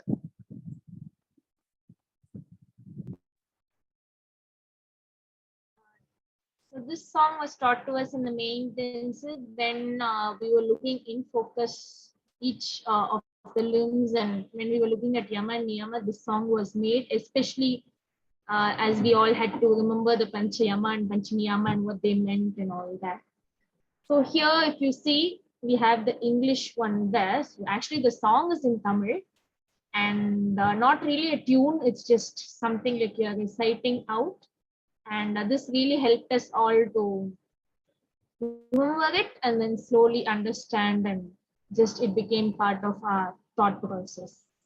So if you see in the Yama song, that it'll be I will not be, as Dr. Sir said, the don'ts. I won't be, I can't be, I won't be. So sort of that kind of the sentence will be there throughout. And then for the Niyama, it will be I will be, I should, like that side will be there throughout. So if you say at the top, if you see, for example, no, I won't be violent. No, I won't tell lies. No, I won't steal. No, I won't waste my energy. And no, I won't be greedy. So this stands for all the 5 yamas. So the song goes like this. You can look at the English meaning just so that it will make sense to you. It's down here. செய்ய மாட்டேன், செய்ய மாட்டேன், ஹிம்சையை செய்ய மாட்டேன். சொல்ல மாட்டேன் சொல்ல மாட்டேன் பொய் சொல்ல மாட்டேன். திருட மாட்டேன் திருட மாட்டேன் என் சக்தியை வீணாக்க மாட்டேன். பேராசை பெருநஷ்டம் என்று அதை நான் கொள்ள மாட்டேன். அச்சமில்லை அச்சமில்லை அச்சம் என்பதில்லையே, இயமத்தை வாழும்போது அச்சம் என்பதில்லையே. So this meaning is, செய்ய மாட்டேன் means I will not do. So I will not be violent. And சொல்ல மாட்டேன் means I will not speak the untruth. And திருட மாட்டேன். So in Tamil, when you put the words, when you repeat it twice, it sort of sounds nice. So that's why it's here. I will not steal. And then it's followed by yen saktiயை வீணாக்க மாட்டேன். Sakti means Shakti, energy. That's what in Tamil it's called as Sakti. So I will not waste my energies. And then having understood that greed leads to destruction, I will not be so. So that's where we say பேராசை பெருநஷ்டம் என்று நான் அதனை கொள்ள மாட்டேன். So that's the line there. Having understood that greed will lead to destruction, I will not do that. I will not be so. And then when I live the yamas, where is fear anymore? Fear not, I fear not. So achamillai means fear not. So achamillai acham என்பதில்லையே, இயமத்தை வாழும்போது அச்சம் என்பதில்லையே. Actually, when you put it in Tamil, it's really nice. Like it gives the good flow to it. So this was the song for the yamas, and as Dr. Sir said that it's iyama. So in Tamil, it's iyamatte. Iyam. I just wanted to point out why it says fear will not be there, because fear is part of the survival instinct. Okay, fear and survival instinct go together. So through the yama, you are transcending survival instinct and overcoming fear. Okay, when you are violent, you have to fear. When you are untruthful, you have to fear. When you steal, you have to fear. When you lose your energies in a wrong way, you have to fear. When you are greedy, you have to fear. But if you are not, you can be in a state of fearlessness. So that is where that concept comes in.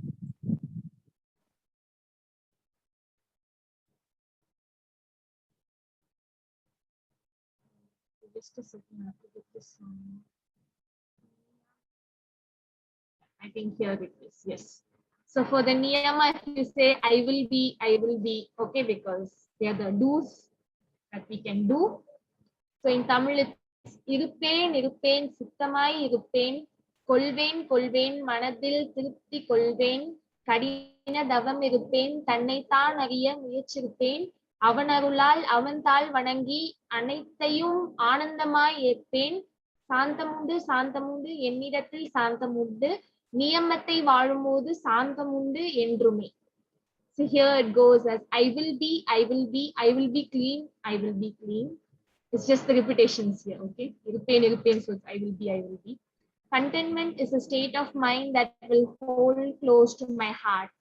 And then it's Kadina Davam Iruppain. So tapas is, Davam means when we are doing the tapasya, like people go and really do something really hard, okay? And it stands out, it's unique. So I'll be well disciplined and try to understand my inner being.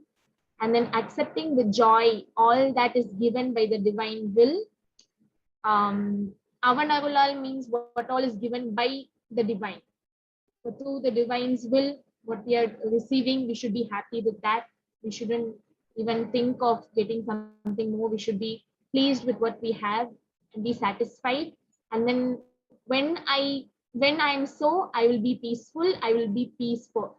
So Shanti, many of you might know, at the end of Loka Samasta, we say Om Shanti, Shanti, Shanti. So peace. So Shanti, in Tamil it's Santi. So just, it's the same word, it's just sometimes the way that it's pronounced. So as Dr. said, the Sha sound is not there, so it's Sa, okay? But it stands for the same meaning. I'll be peaceful, I will be at peace for.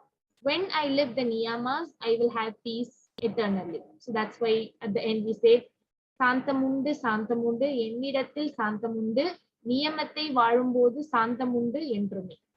So I hope these two songs just maybe created another perspective and help you all.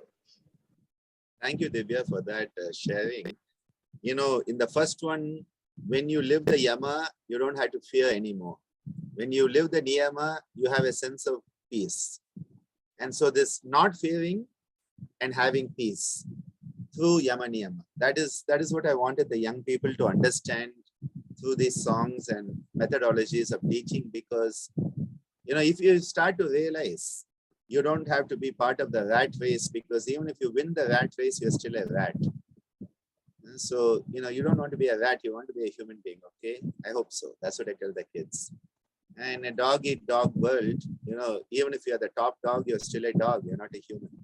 So I think, we have to really be, we have to think about it. And I know many of my young kids today who are professionals and, making their way through life.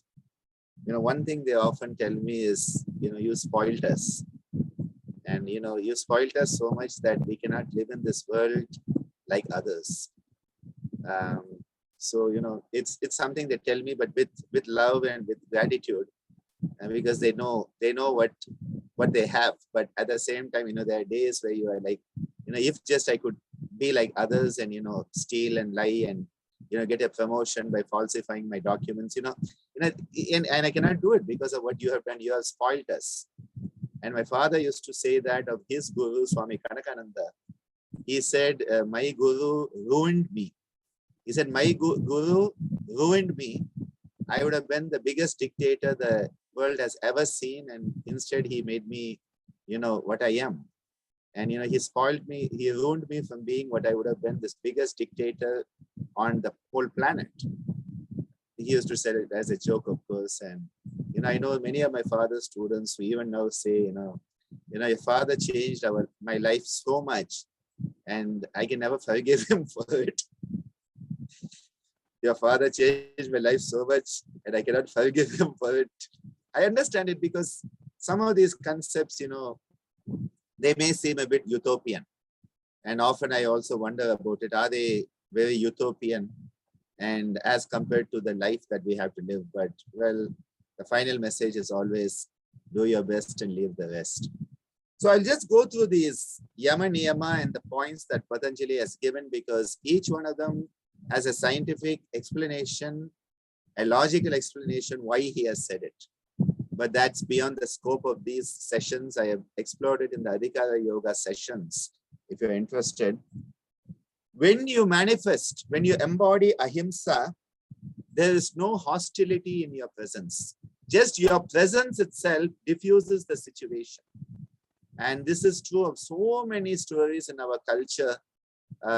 Especially I would bring the Buddha into it, where this robber who was killing everybody and cutting the fingers and making a mala called Anguli Mala, just the presence of Buddha, and he abandons violence and comes to the non-violent life. You have a lot of these stories in our culture.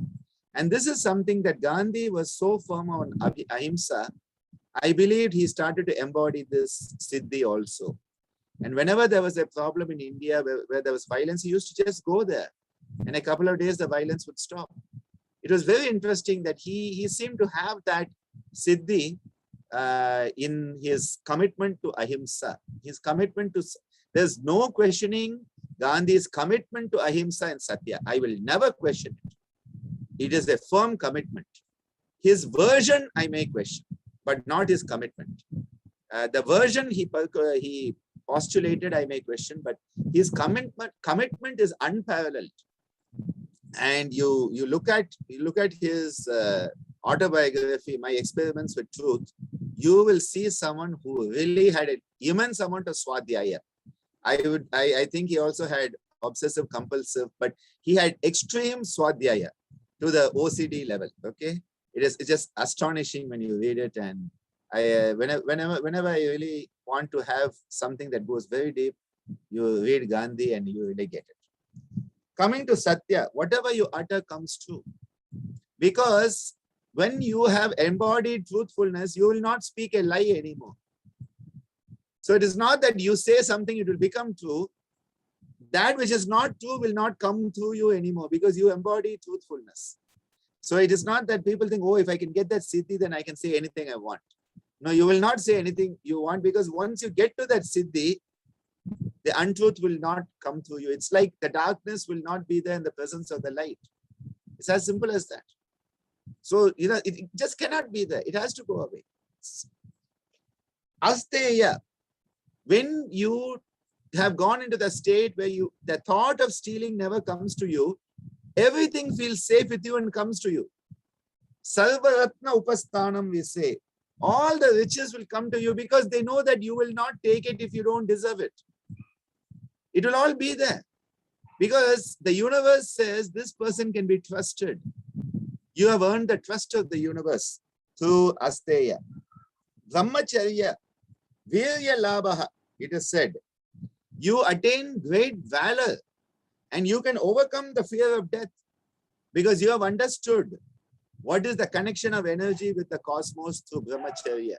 You have understood the secret of immortality is energy because energy is immortal. The physical is mortal, energy is immortal. And that is what you gain through Brahmacharya. Aparigraha, interestingly, he says, you get to know all your past and future lives. You're like, wow, why this doesn't happen? I think I should do a series of scintillating Saturdays just on each one of these because there is such depth in each one.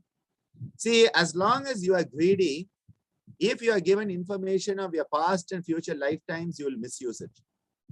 So the universe shuts that part of you down.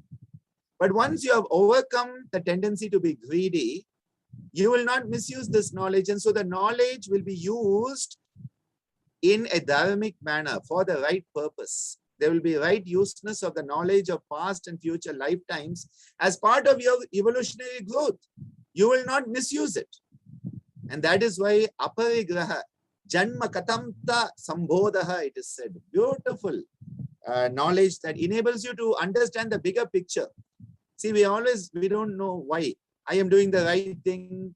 I am not harming anybody. Why do I get cancer? Why do I have an accident? Why does my husband die? Why does my wife die? Why does my building collapse? We don't know it because our knowledge, the information given to us in this lifetime is very limited. So we cannot know about it. Very difficult to understand cause and effect in the universal scheme because we are limited. When you start to move into Asteya, Aparigraha, in Aparigraha, you start to be able to understand the bigger picture and things start to make better sense to you. You see the connection. You see how all the dots are connected. Saucha. I told you, indifference towards the body. You understand you are not just the body, you are more than the body. Why? Because you have understood purity. There's non-attachment. You start to have cheerfulness. Saumanasya. Instead of being Daumanasya, which is depressed, you start to have cheerfulness because that which is not there anymore to depress you. See, you get depressed because of all the troubles. Once you go into the state of purity, you realize there's no trouble. You are the trouble. As my father would say, you don't have a problem, you are the problem. You start to realize it. You start to change your attitude and everything changes. And of course, sense control, Indriya Jaya, and Atma Darshana Yogyata, you attain fitness to witness the self. Through Santosha, Anuttama Sukha Labhaha, unexcelled happiness, ease, unparalleled sense of ease through Santosha. When you have contentment, you are at ease with yourself. There's no dis-ease. You're at ease. And Tapa, he says, Ashuddhi, all the impurities are burnt away by discipline. And what happens? You attain the peak excellence of the body and the senses. You refine your body and senses. It's like having a good spiritual gym. Okay, you go to the gym, burn away all your calories and all the fat and develop good, strong muscles. Tapas is the spiritual gym, the yogic gym of working away all the impurities so that you attain the peak level of perfection. And then Swadhyaya, Ishta Devata Samprayoga, you have union with that form of the divine that resonates with you. I often say it's not just that form of God, it is your own inner divinity starts to shine. You resonate. You find your inner divinity. As you go deeper into yourself, you witness that inner divinity. And then Ishvara Pranidhana, Samadhi Siddhihi. When you manifest, embody Ishvara Pranidhana, You have given over to the higher. You have understood that satellite perspective. You are in a state of samadhi. That is why the one step to samadhi, Ishvara Pranidhana. Swamiji used to use the term Atman Prasadanam and Atman Pranidhana, because the blessings of the highest divine self are found in that state. And all of this is found in the Sadhana Pada. All of these are found as part of the Sadhana Pada, the second chapter of the Yoga Sutra, verse 35 to 45. This is where they are found, which is the last answer to the last question. And at the bottom of it, you can see those two images I drawn as part of my cartoon phase when I used to do all these cartoons and all, and put out that book, Yoga and Modern Man, which is filled with these type of cartoons. And how, you have the niyamas in that wheel that Divya was talking about, and the yamas are the tree. And, all these branches and leaves and all the yamas are part of the tree of the yamas and the, the wheel of the niyamas. Because the tree is that which gives you life. The tree is that which nourishes you. And then the wheel keeps you moving. The symbology of the wheel is that which is in eternal movement towards the highest goal. I think that's a good place to stop for today. And Divya may want to give a small recap of the major must-knows for today's lesson.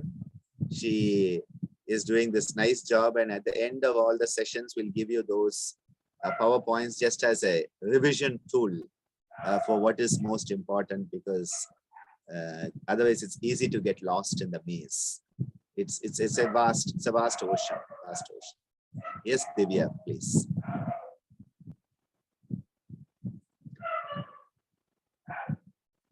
Were you able to find it? Okay, yeah. Actually, initially I thought of singing one song composed by Dev Sinamis, but as she's here today, here we actually have the Vinayaka Chaturthi celebration. So she and Andraj had to go and represent the Bhavanani family. So I thought they might be late, but they've come in time. So I thought that this song she had composed based on the Yoga Sutras, and she along with Dr. Sir, like in Major, and then they had our dear Sangeeta and Meena ma'am also. They had come together and they did the wonderful chanting of the Yoga Sutras. And thanks to Navinji, that it really came out very well with everyone's cooperation and dedication and everything. So at that time, I think it inspired her, and that she composed a few important verses, and she used to sing this when we were doing yoga demos and in our annual days. So we all got used to this song, and all these names really stayed in our head, because as kids, it's hard for us to sit down, look at it and memorize, but when we keep hearing it through different ways, songs, dance, and all of that mudras, that thing, it really stays with us. So she'll just be singing that for us, just a short one to give you an idea. Namaskar. Welcome everyone. Nice to see you all. So thank you, Divya, for this opportunity. Yeah, sometimes we are singing with the kids, as I told last time. We are not being with them physically. With the online class, we couldn't be with them longer. So we try our best in the online. So it's also reminding us actually some of the practices, some of the singing way. It's easier for the kids always. The chanting way, singing way makes them to remember easily for them, rather than going yama, niyama, asana, pranayama, pratyahara, dharana, dhyana, samadhi, like that. So we just try the tune way.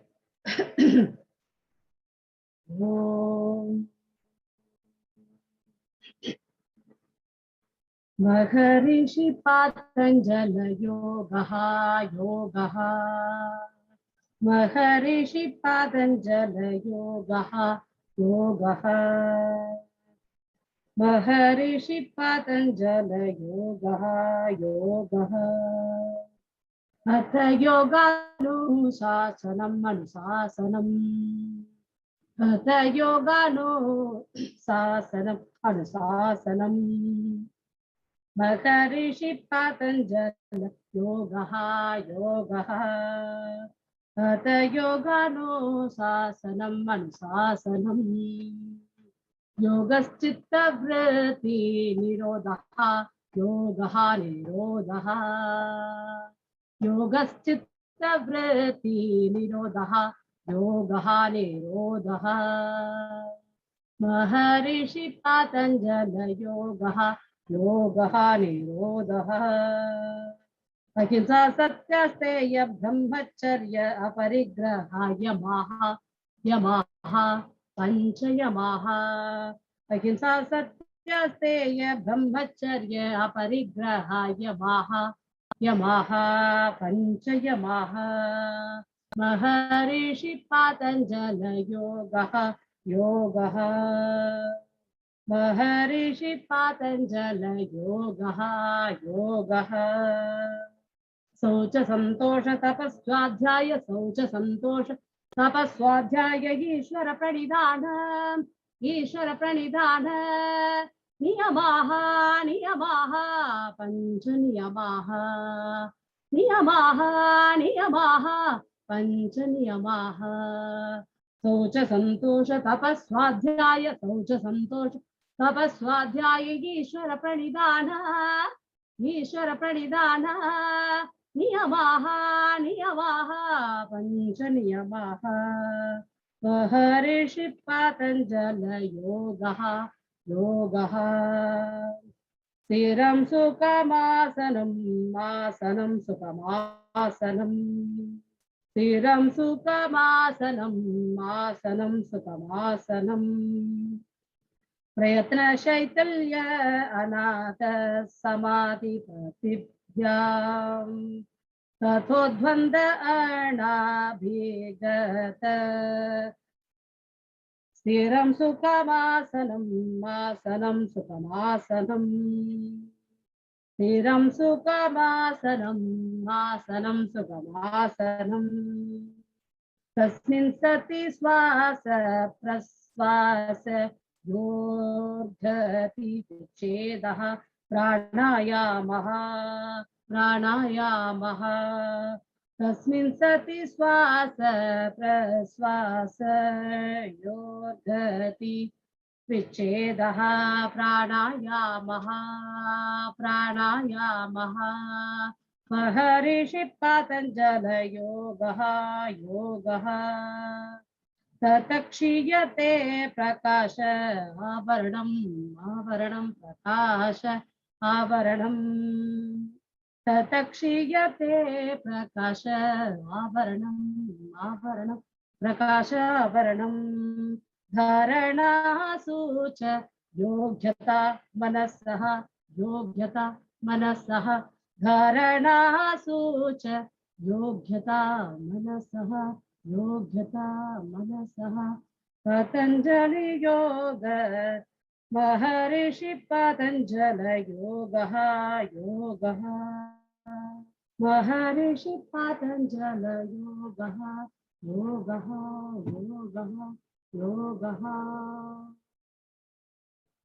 Om.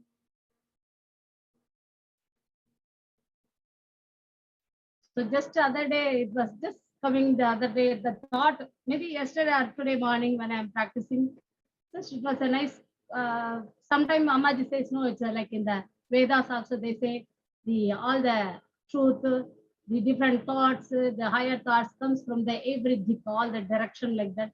So sometimes it's really comes nice thoughts, So I was just thinking, when I'm just thinking about that, sir, it was, for me, it was coming the term, it came to my mind, Yoga Rakshaha. So who protect the yoga? That's just the term came for me. Just when I'm practicing, so it's a nice moment for my mind. So I want to share with all of you. So of course, he is Yoga Rakshaha. Of course, everyone will accept with me, I think. Thank you so much. Thanks a lot. Dhanyavad. Please just go through the quick overview of what we saw today, a short one, so that we all have a go through of it before we end the session.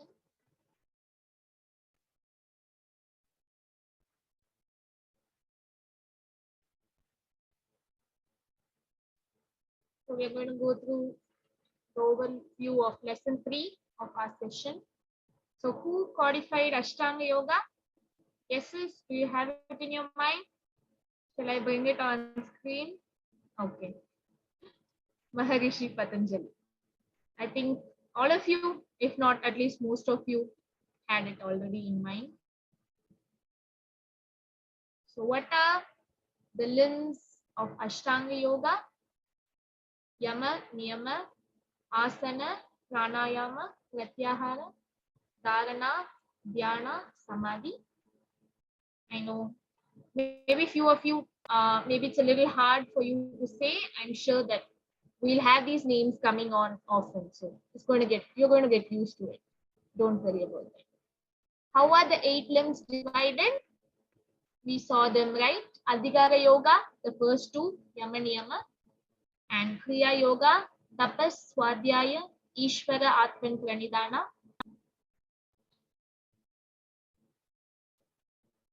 And then we saw Bahiranga Yoga, Yama, Niyama, Asana, Pranayama, plus or minus Pratyahara, just to stay safe and respect everyone's perspective.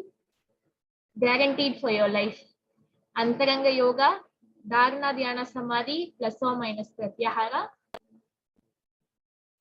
And the final one, Samyama Yoga, Dharana, Dhyana, and Samadhi.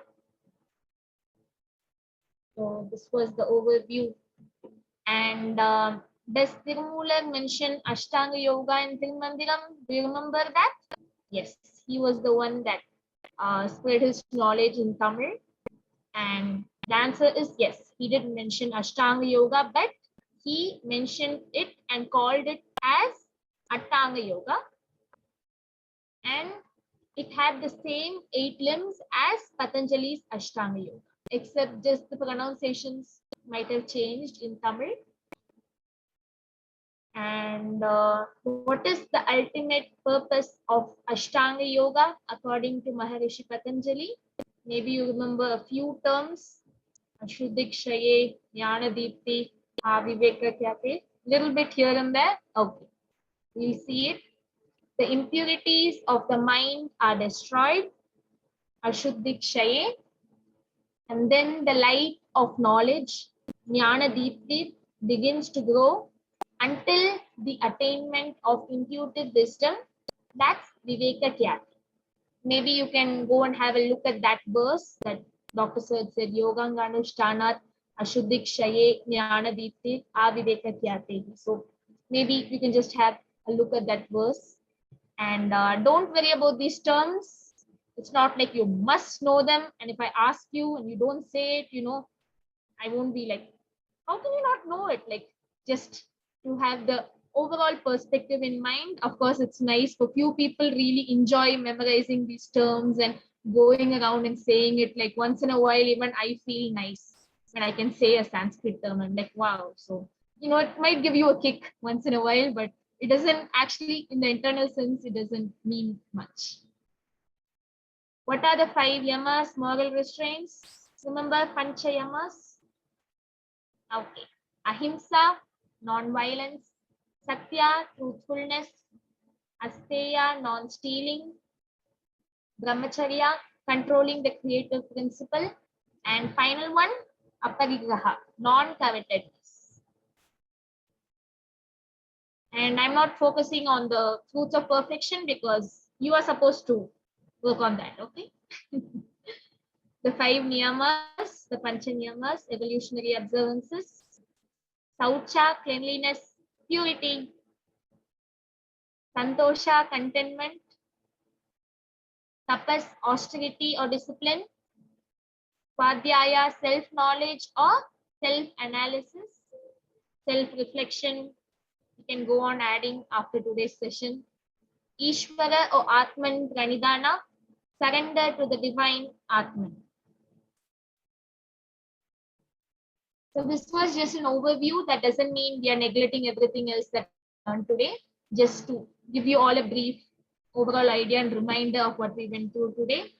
I hope today's session really helped you a lot. And didn't I tell you that Ashtanga Yoga is one of my favorite topics personally? Even as a kid, I remember trying to memorize all these names and working on them. And it was quite a challenge, the fruits of perfection, because the sentences were very big. So we never wanted those questions in quiz. So if they would ask, all of us would be standing there just like that. No, we don't want that question. But as we slowly grew up, we learned that actually everything goes together, right? When you know that ahimsa is non-violence, automatically the fruits of perfection, you should automatically sort of have it if you have completely understood it. So that's a nice session. And next we'll be going through asana in detail, and that's going to be wow, it's going to be a wow. So let's finish off with our three mantras as we do usually, so that you all are in tune with the prayers that we learned in our first introduction session, the first session of this course. And you all are most invited and welcome to attend the event on Sunday. It's going to be a dedication program. And I force all the people in the yoga dance music class to participate. If not, they'll be thrown out of the class. I'm joking. I won't throw them, but just to get them all to participate in that event. And don't worry if you're not. I don't expect everyone in the session to dance, sing, and speak. Like you can just come and witness the session. We have to send a large amount of energy for Ammaji to help her healing go more faster and hope her 78th year on earth will be much better than the 77 years till date. And let's make this birthday a special one. And all she wants now is vanilla cake and chocolate, but we'll see how much ever we can give to her, because that's a limit for sure. No, that's the truth. Yeah. Divya, before you close with the prayer, just one small statement I wanted to make is there was a question from Latika on Yama Niyama and the plurals.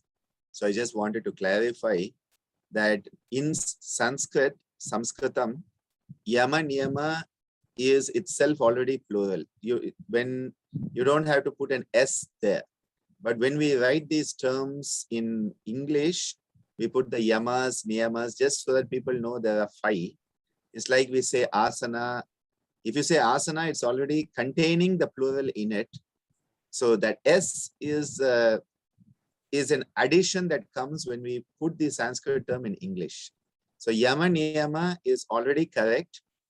But it's like Surya Namaskara is already the sun salutation. But what we do, we put Surya Namaskars when we are doing multiple rounds. When we are doing different asanas, we put asanas. But just asana is more than enough. Pranayama, those terms already encompass the singularity and the plurality. So we don't need an S there. But when we use these common Sanskrit terms in English, we tend to add an S there.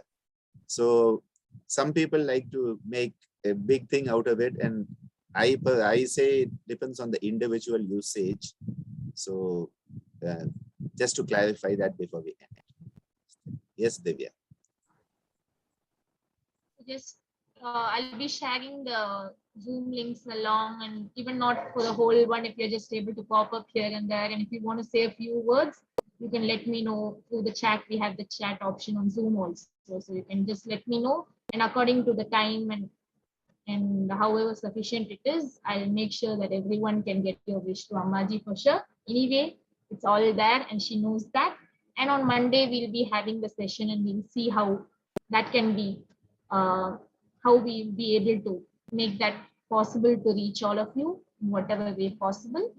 Thank you everyone for your presence, and we'll meet in the next session. We'll be finishing off with our 3 healing prayers that we'll be continuing throughout, so that that's also in practice. So you can join with me.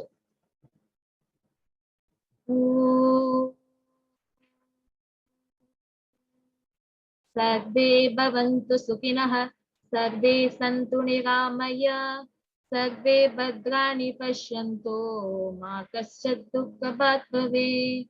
Om Sahana Bhavatu Sahanau Bhunaktu Sah Viryam Karavavahai Tejasvinavaditamastu Ma Vidvishavahai. Om Shanti Shanti Shanti. Om Loka Samasta Sukhino Bhavantu Sarve Janaha Sukhino Bhavantu. Om Shanti Shanti Shanti. Om.